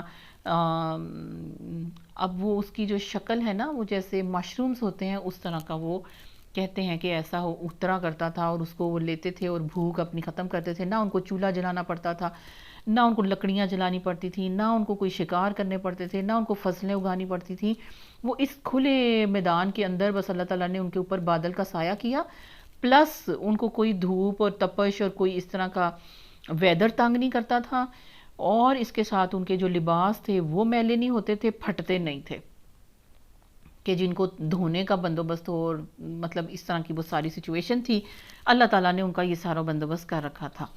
من و سلوہ بھی اللہ تعالیٰ نے یعنی کہ فرمایا کہ کھاؤ وہ پاک چیزیں جو ہم نے تم کو بخشی ہیں، مگر اس کے بعد انہوں نے جو کچھ کیا تو پھر ہم پر ظلم نہیں کیا، بلکہ اپنے آپ پر ہی انہوں نے ظلم کیا۔ یاد کرو، یعنی کہ اللہ تعالیٰ کی ہر نعمت کو ٹھکرا دیا، ہر نعمت کے بدلے میں اکڑ اور تکبر اور یعنی دو رخا پن، اور اسی کے اندر سے منافق بھی آگے اہل کتاب کے اندر سے، اور اللہ تعالیٰ کی آیات کو چھپانے والے بھی آگے، پیارے نبی صلی اللہ علیہ وآلہ وسلم کی جو نام اور ان کا سارا جو ہے حلیہ، ان کے سارا نقش، نین نقش، سب کچھ ان کی کتاب کے اندر موجود تھا، ان کا ٹائم جس کا وہ انتظار کر رہے تھے، وہ علاقہ جدھر وہ آگے بس گئے تھے۔ اللہ کہتے ہیں ان سارے نعمتوں کے بعد جو کچھ پھر انہوں نے اپنے اوپر ظلم کیا، وہ ہم نے ان کے اوپر کوئی ظلم نہیں کیا۔ پھر آگے اللہ تعالیٰ فرما رہے ہیں آیت نمبر 161 میں، یاد کرو وہ وقت جب ان سے کہا گیا تھا کہ اس بستی میں جا کر بس جاؤ اور اس کی پیداوار سے اپنے حسب منشا روزی حاصل کرو، اور استغفار استغفار کہتے ہوئے شہر کے اندر دروازے میں سجدہ ریز ہوتے ہوئے داخل ہو جاؤ، ہم تمہاری خطائیں پیچھے والی ساری معاف کر دیں گے، اور نیک رویہ رکھنے والوں کو مزید فضل سے بھی نوازیں گے۔ مگر جو لوگ ان میں سے ظالم تھے، انہوں نے اس بات کو جو ان سے کہی گئی تھی بدل ڈالا، اور نتیجہ یہ ہوا کہ ہم نے ان کے ظلم کی پاداش میں ان پر آسمان سے عذاب بھیج دیا۔ اب آپ دیکھیں کہ یہ اللہ تعالیٰ کے ساتھ جو ہٹ دھرمی کرتے تھے، اپنے نبی کو جو تنگ کرتے تھے، زچ کر دیتے تھے، بات نہیں مانتے تھے، اپنے نفسوں پہ خود ظلم کرتے تھے، آیات کا مذاق اڑاتے تھے نبی کے ہوتے ہوئے بھی، اللہ کے حکم کیا ہے، ہتتن ہتتن کہتے ہوئے جاؤ، توبہ استغفار کرتے ہوئے، سجدہ کرتے ہوئے، سجدے کی جو ہے نا اللہ کے سامنے سجدہ کر کے اس شہر میں داخل ہو جاؤ، لیکن انہوں نے کیا کیا، یہ لیٹ گئے اور ایک دوسرے کو یعنی آنکھوں سے دیکھتے اور اپنی اس حالت پہ ہنستے اور اس کا مذاق بنا لیا نا۔ تو اللہ تعالیٰ نے کہا کہ پھر اس طرح بھی انہوں نے ظلم کیا، تو پھر اللہ تعالیٰ نے ان کے اوپر آسمان سے عذاب بھیج دیا۔ اور ذرا ان سے اس بستی کا حال بھی پوچھو جو سمندر کے کنارے واقع تھی۔ یہ جو بستی ہے یہ بندرگاہ کے قریب، اردن کی کسی مشہور بندرگاہ کے پاس بنی اسرائیل کی جو ہے نا یہ کوئی شاخ تھی جس کا یہ واقعہ ہے۔ انہیں یاد دلاؤ، یعنی کن کو؟ جو اہل کتاب پیارے نبی صلی اللہ علیہ وسلم کے سامنے بیٹھے ہیں، جو مان نہیں رہے، جو اڑی کر رہے ہیں، جو جانتے ہیں کہ یہ سچے نبی ہیں، اور انہی کے بارے میں ان کے آباء و اجداد، ان کے پیچھے گزرے ہوئے سارے معاملات اللہ تعالیٰ ایک ایک کر کے پیارے نبی صلی اللہ علیہ وسلم کی زبان اقدس سے وہ سامنے پیش کر رہے ہیں کہ یہ دیکھو یہ ان کی ساری چیزیں ہیں. ایون کہ وہ ہڈن چیزیں بھی جو ان سے چھپی ہوئی تھی، کس کو نہیں پتا تھا، انہوں نے چھپا رکھی ہوئی تھی، وہ بھی پیارے نبی صلی اللہ علیہ وسلم کو بتا دی گئی. جس میں سے ایک چیز جو ہے وہ تھا سورۃ کہف کے اندر وہ جو قصہ آتا ہے کہ ان کے نبی نے بستی سے مانگا. حضرت موسیٰ علیہ السلام جب خضر علیہ السلام کے ساتھ سفر میں تھے اور ایک بستی میں گئے، وہ اہل کتاب ہی تھے، وہ بنی اسرائیل ہی کی بستی تھی. انہوں نے اپنے نبی کو انکار کر دیا، کھانا پانی انہوں نے مانگا لیکن انہوں نے انکار کر دیا. جب یہ آیتیں اتری سورۃ کہف میں، یہ انہوں نے چھپا کے رکھی ہوئی تھی، اور یہ ان کی کوشش تھی پیارے نبی صلی اللہ علیہ وآلہ وسلم سے آ کے کہتے تھے کہ یہ والی جو آیات ہیں نا، ان کو آپ قرآن سے نکال دیں.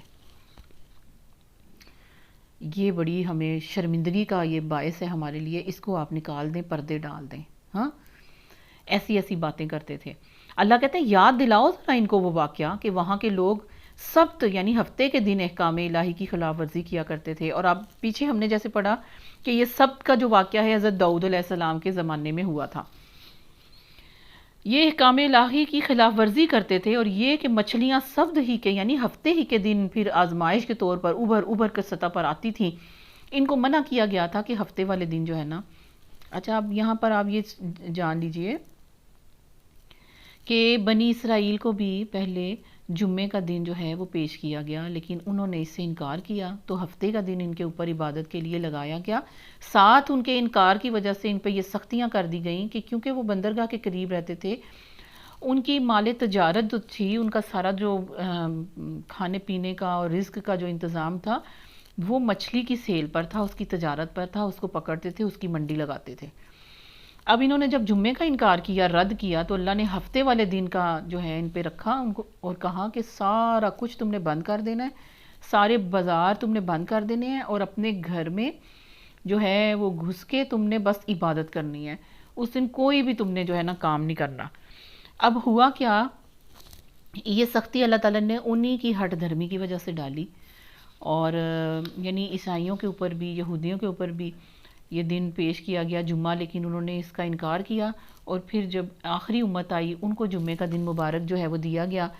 اب آخری امت ہوتے ہوئے بھی پھر بھی ہمارا مبارک ترین وہی دن ہے جو تمام امتوں سے پہلے کا دن ہے.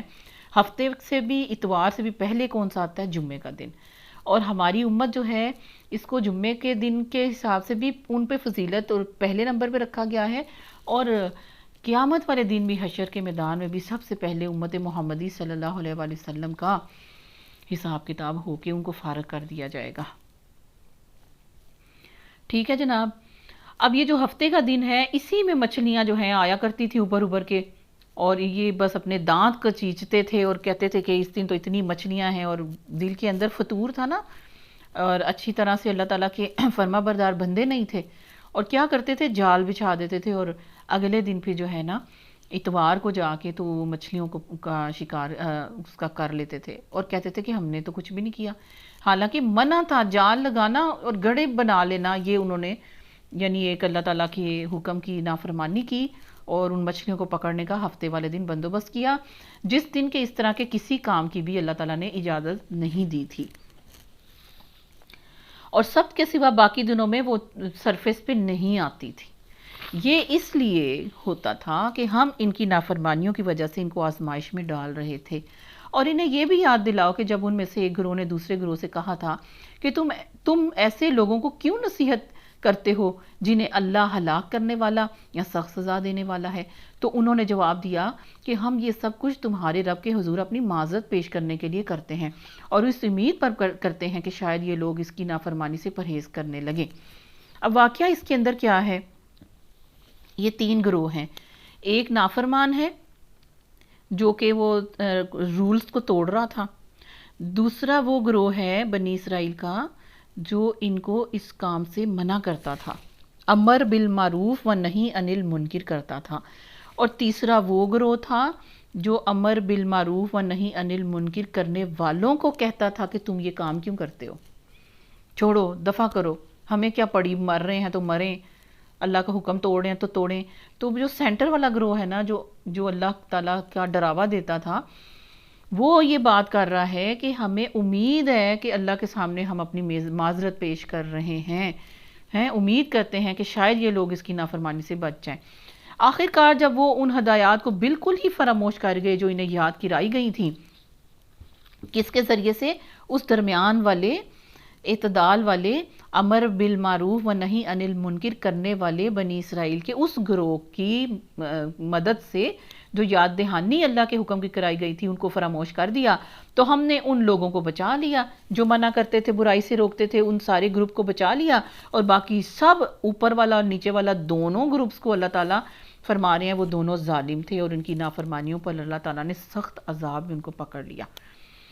پھر جب وہ پوری سرکشی کے ساتھ وہی کام کیے چلے گئے جس سے انہیں روکا گیا تھا، تو ہم نے کہا، حکم دیا، کن کیا کہ بندر بن جاؤ، ذلیل و خوار. اللہ اکبر، استغفر اللہ، استغفر اللہ، استغفر اللہ. ایسی ذلیل کر دینے والی وہ سزائیں ہیں. اور یہ جو گروپ جو ہے بندر اور خنزیر بنا، یہ کچھ عرصے کے بعد، کچھ دنوں کے بعد پھر ان کو اللہ تعالیٰ نے نیست و نابود کر دیا، ختم کر دیا. ان کی شکلیں وہی تھیں انسانوں والی، اور یہ روتے تھے ایک دوسرے کو دیکھ کے، اور اب کچھ نہیں کر سکتے تھے. پہچانے بھی جاتے تھے کہ یہ کون ہے. اللہ اکبر، استغفر اللہ. یہ بندر اور خنزیر بننے کا ایک جو ٹائم ہے نا، وہ قیامت کے قریب بھی آنا ہے، اور اس امت کے اندر آنا ہے، جو قیامت کی نشانیوں کے اندر ایک نشانی پیارے نبی صلی اللہ علیہ وسلم کی حدیث کے اندر موجود ہے. اور اس میں کیا ہوگا؟ جب گانے بجانے والیاں گانے بجانے عام ہو جائیں گے، فحاشی اور یعنی عام ہو جائے گی، ناچ گانا اور اس کے انسٹرومنٹ عام ہو جائیں گے، تب دھنسانے کے بھی اللہ تعالیٰ عمل کریں گے اور عذاب بھیجیں گے، اور بندر اور خنزیر بن جانے والا بھی. اللہ اکبر. اللہ معاف کرے مجھے اور آپ کو، ہماری نسلوں کو بھی اللہ تعالیٰ معاف کرے، آمین. آیت نمبر 167 کے اندر اللہ تعالیٰ آگے فرما رہے ہیں کہ پیارے نبی صلی اللہ علیہ وسلم ان کو بتاؤ، یاد کرو جب کہ تمہارے رب نے اعلان کیا تھا کہ وہ قیامت تک برابر ایسے لوگ بنی اسرائیل پر مسلط کرتا رہے گا جو ان کو بدترین عذاب دیں گے، سبق سکھاتے رہیں گے. یقیناً تمہارا رب سزا دینے میں بڑا ہی تیز دست ہے، اور یقیناً وہ درگزر رحم سے بھی کام لینے والا ہے. ہم نے ان کو زمین میں ٹکڑے ٹکڑے کر کے بہت سی قوموں میں تقسیم کیا. اب یہ بھی عذاب کا ہی ایک شکل ہے کہ امت کو ٹکڑوں میں بانٹ دینا. کچھ لوگ ان میں نیک تھے اور کچھ اس سے مختلف تھے، اور ہم ان کو اچھے اور برے حالات سے آزمائش میں مبتلا کرتے رہے کہ شاید یہ پلٹ آئیں. پھر اگلی نسلوں کے بعد ایسے ناخلف لوگ ان کے جانشین ہوئے جو کتاب الہی کے وارث ہو کر اسی دنیا دنی کے فائدے سمیٹتے ہیں اور کہہ دیتے ہیں کہ توقع ہے ہمیں معاف کر دیا جائے گا، اور اگر وہی متاع دنیا پھر سامنے آتی ہے تو پھر لپک کر اسے لے لیتے ہیں. یعنی ایسے گناہ گار ہیں اور کہتے ہیں کہ بس ہمیں بخشش اللہ تعالیٰ کر دے گا کیونکہ ہم اللہ کے چہیتے ہیں، خواہ ہم کچھ بھی کر لیں ہماری مغفرت ہونی ہی ہونی ہے. ٹھیک ہے، تو یہ بد نصیب لوگ ہیں اس کتاب کے وارث ہوئے جو ان کو دنیا کا امام بنانے والی تھی، مگر ان کی کم ظرفی پست خیالی کی وجہ سے یہ سارا کچھ ان سے چھین دیا گیا. ٹھیک ہے، تو کیا ریزن تھی؟ متاع دنیا، دنیا کا مال، دنیا کے فائدے، دنیا کی بات، دنیا سمیٹنی ہے، یہ دنیا کی بس ہوس ہے. اس کے پیچھے اپنے دین کو، اپنی کتاب کو، اللہ کے فرمان کو، اللہ کی جو ہیں وعدوں کو، سب کو بھول گئے. ایون کہ نبیوں کو، پیغمبروں کو قتل کرتے رہے. کیا ان سے کتاب کا عہد نہیں لیا جا چکا کہ اللہ کے نام پر وہی بات کہیں جو حق ہو؟ اور یہ خود پڑھ چکے ہیں جو کتاب میں لکھا ہوا ہے. آخرت کی قیام گاہ تو صرف تقوی والے لوگوں کے لیے ہی بہتر ہے. کیا تم اتنی سی بات بھی نہیں سمجھتے؟ جو لوگ کتاب کی پابندی کرتے ہیں اور جنہوں نے نماز قائم رکھی ہے، یقیناً ایسے نیک کردار لوگوں کا اجر ہم ضائع نہیں کریں گے. انہیں وہ وقت بھی کچھ یاد ہے جب کہ ہم نے پہاڑ کو، طور کو ہلا کر ان پر اس طرح چھا دیا تھا الٹا چھتری کی طرح، اور یہ گمان کر رہے تھے، آنکھیں مٹک مٹک کے اوپر دیکھ رہے تھے گرے ہوئے نیچے کہ وہ ان پہ آ پڑے گا. اور اس وقت ہم نے ان سے کہا تھا کہ جو کتاب ہم نے تمہیں تورات دی ہے نا، اسے مضبوطی کے ساتھ تھامو، سیریس ہو جاؤ، اور کچھ اس میں جو کچھ بھی لکھا ہے اسے یاد رکھو، پل پل قدم اٹھاتے ہوئے اس کے اندر جو احکامات ہیں اس کو یاد رکھو. توقع ہے کہ تم غلط روی سے بچے رہو گے. یہ سب کچھ میرے اور آپ کے لیے بھی ہے اپنی کتاب کے حوالے سے۔ اور ہمیں یہ کیوں بتایا جا رہا ہے؟ تاکہ پہلے کتاب والوں کے ساتھ جو انہوں نے غلطیاں کی ہیں وہ غلطی میں اور آپ نہ دہرائیں قرآن پاک کے ساتھ۔ جو رویے انہوں نے اپنی کتاب کے ساتھ رکھے وہ ہم اپنی کتاب کے ساتھ نہ رکھیں، جو رویے انہوں نے اپنے دین کے ساتھ رکھے وہ ہم نہ کریں، جن راستوں پہ وہ نکل گئے وہاں ہم نہ کہیں چلے جائیں، جن راستوں میں وہ بھٹک گئے کہیں ہم نہ وہاں بھٹک جائیں۔ یہ ہے مقصد، یہ ہے مطلب۔ ڈے فرسٹ جب قرآن پاک اترا تھا تب بھی یہی مقصد تھا کہ تم سامنے والو اے مخاطب تم بچ جاؤ، ان گمراہیوں میں مت پڑ جانا۔ اور آج یہ کتاب میرے اور آپ سے بھی اسی طرح مخاطب ہے کہ کہیں ہم ان غلط راستوں پہ نہ چل پڑیں جن کا رزلٹ پھر ایسا ہوتا ہے۔ اور آپ دیکھ رہے ہیں نا کہ کتنی ہمیں توبہ کی ضرورت ہے۔ یہ موسم، یہ ژالہ باری، یہ بارش بے وقت، یہ ٹھنڈک، یعنی مارچ ختم کو ہونے کو آ رہا ہے، اور فصلوں کے اندر آپ نے دیکھنا ہے، اگر فصل آپ نہیں دیکھ سکتے تو ذرا اپنے باغیچوں کی طرف چلے جائیں، آپ دیکھیں کہ ان کے اندر کتنا پانی کھڑا ہے، اور بیچارے ان معصوم سے وہ بہار کے موسم کے جو پھول تھے ان کا کیا حشر ہوا ہے کیاریوں کا۔ یہی ہمارے کھیتوں کھلیانوں کے اندر کسان رو رہے ہیں کہ یہ ساری فصل کھڑی گندم کی اور سب کچھ جو ہے وہ تباہ ہو رہا ہے۔ یہ اللہ کی ناراضگی کے نشان ہے۔ یہ اس وقت یہ رحمت نہیں برس رہی۔ ہاں، اللہ تعالیٰ کا جو بھی حکم آتا ہے، اللہ تعالیٰ کی حکمت اس کے اندر خیر ضرور موجود ہوتی ہے۔ وہ خیر یہ ہے کہ ہم واپس پلٹ جائیں، اپنے رب کی طرف توبہ کریں، استغفار کریں، اپنے رب کو منا لیں، اور یہ سارے میٹرز ہمارے جو ہیں وہ صحیح ہو جائیں، دنیا کے بھی اور آخرت کے بھی۔ یہ وجہ ہے زلزلے جو آئے، زلزلہ جو آیا ابھی ریسنٹلی پاکستان میں یا دنیا کے کسی بھی اور جگہ پہ جو آئے ہیں، یہ اس کا مقصد یہی ہے۔ اللہ کا کوئی بھی کام بغیر حکمت کے نہیں ہوتا، اور جب وہ کسی کو مار بھی دیتا ہے تو اس میں بھی خیر ہوتی ہے، کیونکہ بیادہ الخیر، اس کے ہاتھ میں خیر ہی خیر ہے۔ اللہ تعالیٰ مجھے اور آپ کو سمجھنے کی توفیق عطا فرمائے، آمین۔ اور اے نبی صلی اللہ علیہ وآلہ وسلم، آیت نمبر 172، اے نبی صلی اللہ علیہ وآلہ وسلم لوگوں کو یاد دلاؤ وہ وقت جب کہ تمہارے رب نے بنی آدم کی پشتوں سے ان کی نسل کو نکالا تھا، ایٹ ونس، ایک ہی دفعہ میں سارے انسانوں کو نکال دیا، نبی بھی، ٹھیک ہے، پیغمبر بھی اور عام انسان بھی، ایک ہی دفعہ ساری ان کی بیک اور پشت سے نکال دیا۔ اب ہمیں نہیں پتا، نہ ہمیں یاد ہے، لیکن ہماری یاد دہانی کے لیے اللہ تعالیٰ کہہ رہے ہیں کہ یاد دلاؤ ان لوگوں کو، یہ جو آیتیں پڑھ رہے ہیں، جو قرآن پڑھ رہے ہیں، کہ یہ وقت تم پہ گزر چکا ہے، تمہیں اللہ نے نکالا تھا آدم کی پشتوں سے، اور انہیں خود ان کے اوپر گواہ بناتے ہوئے پوچھا تھا کیا میں تمہارا رب نہیں ہوں؟ انہوں نے کہا ضرور آپ ہی ہمارے رب ہیں، ہم اس پر گواہی دیتے ہیں۔ یہی وجہ ہے کہ ہر انسان جو پیدا ہوتا ہے وہ فطرت اسلام پر پیدا ہوتا ہے، کیونکہ اس نے اللہ کا ایک کلمہ پڑھ لیا ہوا ہے۔ جب حضرت آدم علیہ السلام کی بیک سے، واللہ عالم کیسے بیک سے یا ان کے صلب سے یا کہاں کس طرح سے اللہ تعالیٰ نے ہر انسان جو آدم علیہ السلام کے نسل سے قیامت تک پیدا ہونا ہے اس کو اللہ تعالیٰ نے پیدا کر کے ایٹ ونس نکالا اور ان سے وعدہ لیا۔ کیا وعدہ لیا؟ الست بربکم قالوا بلا شہدنا، ہم گواہ ہوئے اپنے اوپر، ہم گواہی دیتے ہیں کہ آپ ہمارے رب ہیں۔ انہوں نے کہا ضرور آپ ہی ہمارے رب ہیں، ہم اس کی گواہی دیتے ہیں، یہ ہم نے اس لیے کیا، اللہ کہتے ہیں یہ ہم نے اس لیے کیا کہ کہیں تم قیامت کے روز یہ نہ کہہ دو کہ ہم تو اس بات سے بے خبر تھے۔ جب آیت میں نے اور آپ نے سن لی، قرآن میں اتر آئی، ساری دنیا کے لیے یہ آیت اتر آئی، تو کوئی یہ نہیں کہہ سکتا کہ ہمیں معلوم نہیں تھا۔ اگر معلوم نہیں تھا تو آپ دیکھیں کہ اپنے 9 منتھس آپ کو کون سے معلوم ہیں، آپ ان کا انکار کر دو۔ اگر اس وعدے کا یا اس پوائنٹ کے اس ذکر کا آپ نے انکار کرنا ہے، آپ کی سمجھ میں بات نہیں آ رہی، تو پھر آپ ان 9 منتھس کا پہلے انکار کریں، اس کو ڈینائی کر دیں کہ آپ نہیں تھے ادھر، یا یہ نہ کہنے لگو کہ شرک کی ابتدا تو ہمارے باپ دادا نے ہم سے پہلے کی تھی اور اب ہم بعد کو ان کی نسل سے پیدا ہوئے، تو ہمارا اس میں کیا قصور، ہمیں کس قصور میں پکڑا ہے جو غلط کار لوگوں نے کیا تھا۔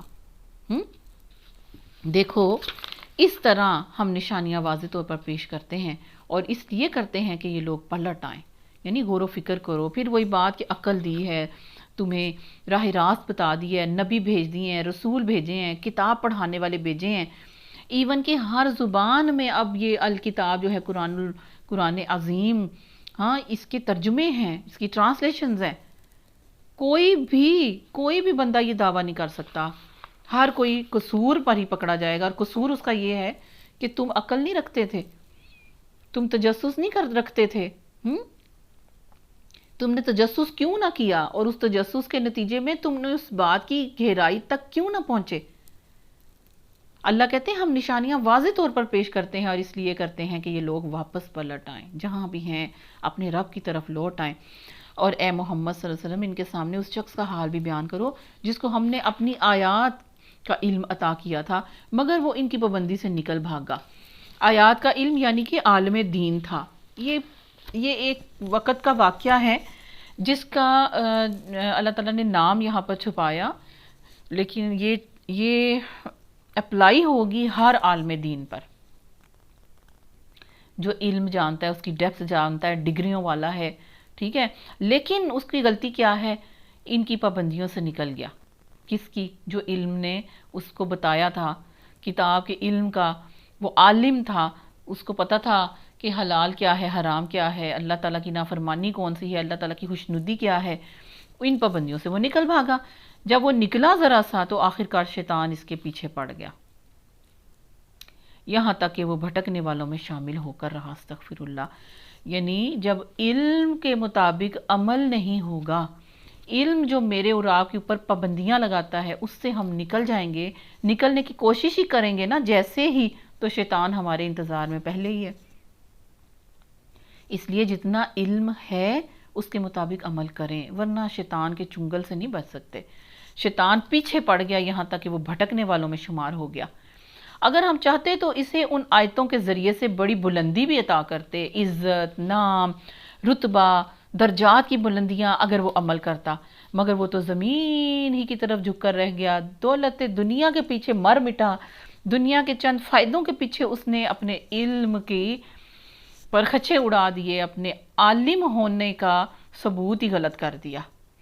وہ زمین کے ساتھ ہی جھک کر رہ گیا اور اپنی خواہش نفسی کے پیچھے پڑا رہا، لہٰذا اس کی حالت استغفر اللہ ربی اس کتے کی سی ہو گئی کہ تم اس پر حملہ کرو تب بھی زبان لٹکائے رہے، اور اسے چھوڑ دو تب بھی وہ زبان لٹکائے رہے۔ استغفر اللہ ربی یعنی کہ اللہ تعالیٰ نے کیسی مثال اس کے جو ہے اس کی صفت کی عجیب سی مثال جو ہے بیان کر دی۔ تو اس لیے یہی مثال ہے ان لوگوں کی جو ہماری آیات کو جھٹلاتے ہیں۔ کیا مطلب؟ آیات کو جھٹلانا یعنی علم آ جانے کے بعد آیت کے مطابق عمل نہ کرنا۔ اللہ مجھے اور آپ کو علم نافع عطا فرمائے، وہ علم عطا فرمائے جو اس کے اندر عمل ہو، پختہ عمل ہو، یعنی کہ ہماری موت، ہمارے ٹل اینڈ ڈیتھ تک ہمارے ساتھ جو ہے اس علم کے مطابق عمل رہے، اور اللہ تعالیٰ ہمیں صالحین کے اندر شمار کرے۔ اللہ تعالیٰ ہمیں اتنا علم عطا کرے جو نافع ہو، جس کے ساتھ میری دنیا بھی بنے اور میری آخرت بھی بنے، آخرت میں بھی بلندیاں ہوں، عزتیں ہوں، اور دنیا کے اندر بھی اللہ تعالیٰ رسوائیوں سے بچائے اور عزتیں عطا فرمائے۔ آمین۔ اللہ اکبر۔ آگے آیت نمبر 177 کے اندر اللہ فرما رہے ہیں تم یہ حکایات، یہ پیچھے لوگوں کی جو حکایات ہیں، قصص ہیں، ان کو سناتے رہو، شاید کہ یہ کچھ غور و فکر کریں، ان کو کچھ شرم آ جائے۔ بڑی ہی بری مثال ہے ایسے لوگوں کی جنہوں نے ہماری آیات کو جھٹلایا۔ کون سی؟ یہ کتے والی۔ اور وہ آپ اپنے ہی اوپر ظلم کرتے رہے ہیں۔ جسے اللہ ہدایت بخشے بس وہی راہ راست پاتا ہے، اور جس کو اللہ اپنی رہنمائی سے محروم کر دے وہ ناکام اور نامراد ہو کر ہی رہتا ہے۔ اور یہ حقیقت ہے کہ بہت سے جن اور انسان ایسے ہیں جن کو ہم نے جہنم ہی کے لیے پیدا کیا ہے۔ استغفر اللہ ربی۔ اللہ اکبر۔ یعنی دل، دماغ، آنکھیں، کان دے کر بھی اگر ایک شخص اپنے اوپر ظلم کرتا ہی رہتا ہے، غور و فکر نہیں کرتا، کتابوں کی طرف نہیں آتا، دین کی طرف نہیں آتا، اللہ تعالیٰ کے تعارف کی طرف نہیں آتا، حق اور باطل کی پہچان نہیں کرتا، تو پھر ٹھوکریں کھاتا لڑکتا وہ جہنم میں جا گرے گا۔ ان کے پاس دل ہیں مگر وہ سوچتے نہیں، ان کے پاس آنکھیں ہیں مگر وہ ان سے دیکھتے نہیں، ان کے پاس کان ہیں مگر وہ ان سے سنتے نہیں، وہ جانوروں کی طرح ہیں بلکہ ان سے بھی زیادہ گئے گزرے۔ یہ وہ لوگ ہیں جو غفلت میں کھوئے گئے ہیں۔ استغفر اللہ ربی۔ اللہ اچھے ناموں کا مستحق ہے، اس کو اچھے ہی ناموں سے پکارو اور ان لوگوں کو چھوڑ دو جو اس کے نام رکھنے میں راستی سے منحرف ہو جاتے ہیں۔ مطلب کیا ہے؟ اللہ کے سارے نام ہی بہت خوبصورت ہیں، سارے نام ہی بہت پیارے ہیں، اللہ کے پیارے پیارے ناموں کے ذریعے سے دعا کرو، ان کو پکارو۔ جو کچھ وہ کرتے رہے ہیں اس کا بدلہ وہ پا کر ہی رہیں گے۔ مطلب کہتے کون رحمان؟ ہمیں نہیں پتا رحمان کون ہے۔ جب سورہ رحمان نازل ہوئی، اللہ تعالیٰ کا نام آیا تو کہتے ہیں ہمیں تو نہیں پتا رحمان، پتہ نہیں کیا رحمان رحمان تم نے لگائی ہوئی ہے۔ تو وہ اس طرح کی بات کرتے۔ اللہ تعالیٰ کہہ رہے ہیں کہ اور ان لوگوں کو چھوڑ دو جو اس کے نام رکھنے میں راستے سے منحرف ہو جاتے ہیں، جو کچھ وہ کرتے رہے اس کا بدلہ وہ پا کر ہی رہیں گے۔ ہماری مخلوق میں ایک گروہ ایسا بھی ہے جو ٹھیک ٹھیک حق کے مطابق ہدایت اور حق ہی کے مطابق انصاف کرتا ہے۔ رہے وہ لوگ جنہوں نے ہماری آیات کو جھٹلا دیا تو انہیں ہم بتدریج ایسے طریقے سے تباہی کی طرف لے جائیں گے کہ انہیں خبر تک نہیں ہوگی۔ میں ان کو ڈھیل دے رہا ہوں، میری چال کا کوئی توڑ نہیں ہے۔ اور کیا ان لوگوں نے کبھی سوچا نہیں ان کے رفیق پر جنون کا کوئی اثر نہیں ہے؟ کون رفیق، کون ساتھی؟ پیارے نبی صلی اللہ علیہ وآلہ وسلم کو کیا کچھ نہیں کہا گیا، مجنون تک کہا گیا، جن آنے کا کہا گیا کہ ان کے اوپر اثر ہے۔ ان کے رفیق کیوں کہا؟ یعنی کہ مکہ والو جو باتیں کر رہے ہو، تمہارا اپنے تمہارے ساتھ ہی پلا بڑا، پیدا ہوا، جوان ہوا اور ادھیڑ عمر کو پہنچا ہے، نبوت کی ایج تک پہنچا ہے۔ ان کے رفیق پر جنون کا کوئی اثر نہیں۔ وہ تو ایک خبردار ہے، وہ تو ایک ڈرا دینے والا ہے جو برا انجام سامنے آنے سے پہلے صاف صاف وارننگ کر رہا ہے۔ کیا ان لوگوں نے آسمان و زمین کے انتظام پر کبھی غور نہیں کیا؟ اور کسی چیز کو بھی جو اللہ نے پیدا کی ہے آنکھیں کھول کر انہوں نے نہیں دیکھا؟ اور کیا یہ بھی انہوں نے نہیں سوچا کہ شاید ان کی مہلت زندگی پوری ہونے کا وقت قریب آ لگا ہو؟ یعنی کوئی ڈر نہیں، ان کو کوئی خوف ہی نہیں رہا۔ پھر آخر پیغمبر صلی اللہ علیہ وسلم کی اس تنبیہ کے بعد اور کون سی بات ایسی ہو سکتی ہے جس پر یہ ایمان لائیں؟ جس کو اللہ رہنمائی سے محروم کر دے اس کے لیے پھر کوئی رہنما نہیں، اور اللہ انہیں ان کی سرکشی ہی میں بھٹکتا ہوا چھوڑ دیتا ہے۔ یہ لوگ تم سے پوچھتے ہیں آخر وہ قیامت کی گھڑی کب نازل ہوگی؟ کہو اس کا علم تو میرے رب ہی کے پاس ہے، اسے اپنے وقت پر ہی وہ ظاہر کرے گا۔ آسمان اور زمین وہ بڑا سخت وقت ہوگا، وہ تم پر اچانک آ جائے گا۔ یہ لوگ اس کے متعلق تم سے اس طرح پوچھتے ہیں گویا تم اسی کی کھوج میں لگے ہوئے ہو جناب کہ قیامت کب آنی ہے، اسی پہ دن رات تم کھپ رہے ہو اور اپنا علم میں اضافہ کر رہے ہو۔ ایسے پوچھتے ہیں تم سے پیارے نبی صلی اللہ علیہ وآلہ وسلم، کہہ دیجئے اس کا علم تو صرف اللہ کو ہے، مگر اکثر لوگ اس حقیقت سے ناواقف ہیں۔ اے محمد صلی اللہ علیہ وسلم ان سے کہہ دیجئے کہ میں اپنی ذات کے لیے کسی نفع اور نقصان کا اختیار نہیں رکھتا، اللہ ہی جو کچھ چاہتا ہے وہ ہوتا ہے، اور اگر مجھے غیب کا علم ہوتا تو میں بہت سے فائدے اپنے لیے حاصل کر لیتا اور مجھے کبھی کوئی نقصان نہ پہنچتا، نہ مجھے کوئی چوٹ آتی، نہ احد میں زخمی ہوتا، یعنی نہ میری اولاد میں سے کوئی فوت ہوتا، ان کو جو صدمے پہنچے ان سے پہلے میں ان کو بچا لیتا، میں اپنے آپ کو کبھی نقصان نہ پہنچنے دیتا اگر مجھے کوئی غیب کا علم ہوتا۔ میں تو محض ایک خبردار کرنے والا، خوشخبری سنانے والا ہوں ان لوگوں کے لیے جو میری بات مان لیں۔ سیدھی سی بات۔ وہ اللہ ہی ہے جس نے تمہیں ایک جان سے پیدا کیا اور اس کی جنس سے اس کا جوڑا بنایا تاکہ اس کے پاس سکون حاصل کرے۔ پھر جب مرد نے عورت کو ڈھانک لیا تو اسے ایک خفیف سا حمل رہ گیا جسے لیے ہوئے وہ چلتی پھرتی رہی۔ پھر جب وہ بوجھل ہو گئی تو دونوں نے مل کر اللہ اپنے رب سے دعا کی کہ اگر تو نے ہمیں اچھا سا صحیح سلامت بچہ دیا تو ہم تیرے شکر گزار ہوں گے۔ مگر جب اللہ نے ان کو صحیح سالم بچہ دے دیا تو وہ اس کی اس بخشش عنایت میں دوسروں کو بھی اس کا شریک ٹھہرانے لگے۔ استغفر اللہ۔ اللہ بہت بلند و برتر ہے ان مشرکانہ باتوں سے جو یہ لوگ کرتے ہیں۔ کیسے نادان ہیں یہ لوگ کہ ان کو خدا کا شریک ٹھہراتے ہیں جو کسی چیز کو بھی پیدا نہیں کرتے بلکہ خود ان کو پیدا کیا جاتا ہے، تراشا جاتا ہے، بنایا جاتا ہے، ہاتھ بنائے جاتے ہیں، کلر دیا جاتا ہے، رنگ دیا جاتا ہے، آنکھ بنائی جاتی ہے۔ سبحان اللہ، جو نہ ان کی مدد کر سکتے ہیں اور نہ آپ ہی اپنی مدد پر قادر ہیں۔ ان کو گرا دو تو ٹوٹ جائیں گے۔ اگر تم انہیں سیدھی راہ پر آنے کی دعوت دو تو وہ تمہارے پیچھے نہیں آئیں گے. تم خواہ انہیں پکارو یا خاموش رہو، دونوں صورتوں میں تمہارے لیے یکساں ہے. تم لوگ خدا کو چھوڑ کر جنہیں پکارتے ہو وہ تو محض بندے ہیں جیسے تم بندے ہو. ان سے دعائیں مانگ دیکھو، یہ تمہاری دعاؤں کا جواب دیں اگر ان کے بارے میں تمہارے خیالات صحیح ہیں. کیا یہ پاؤں رکھتے ہیں کہ ان سے وہ چلیں؟ کیا یہ ہاتھ رکھتے ہیں کہ ان سے پکڑیں؟ کیا یہ آنکھیں رکھتے ہیں کہ ان سے دیکھیں؟ کیا یہ کان رکھتے ہیں کہ ان سے سنیں؟ اے محمد صلی اللہ علیہ وسلم ان سے کہہ دو کہ بلا لو اپنے ٹھہرائے ہوئے شریکوں کو، پھر تم سب مل کر میرے خلاف تدبیریں کرو اور مجھے ہرگز مہلت نہ دو. میرا حامی اور ناصر وہ خدا ہے جس نے یہ کتاب نازل کی اور وہ نیک آدمیوں کی حمایت کرتا ہے. سبحان اللہ.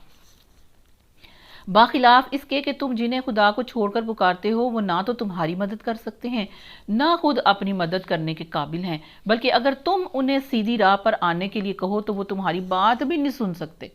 بظاہر تم کو ایسے نظر آتا ہے کہ وہ تمہاری طرف دیکھ رہے ہیں، مگر فی الواقعہ وہ کچھ بھی نہیں دیکھتے.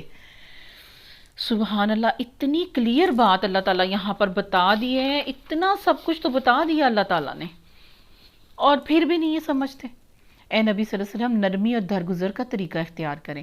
اب یہاں سے حکمت و تبلیغ کے پہلو ہمیں ملتے ہیں کہ کس طرح ایک تبلیغ کرنے والے کو حکمت کے ساتھ چلنا چاہیے. نرمی اور درگزر کا طریقہ اختیار کریں، معروف کی تلقین کیے جائیں اور جاہلوں سے نہ الجھیں.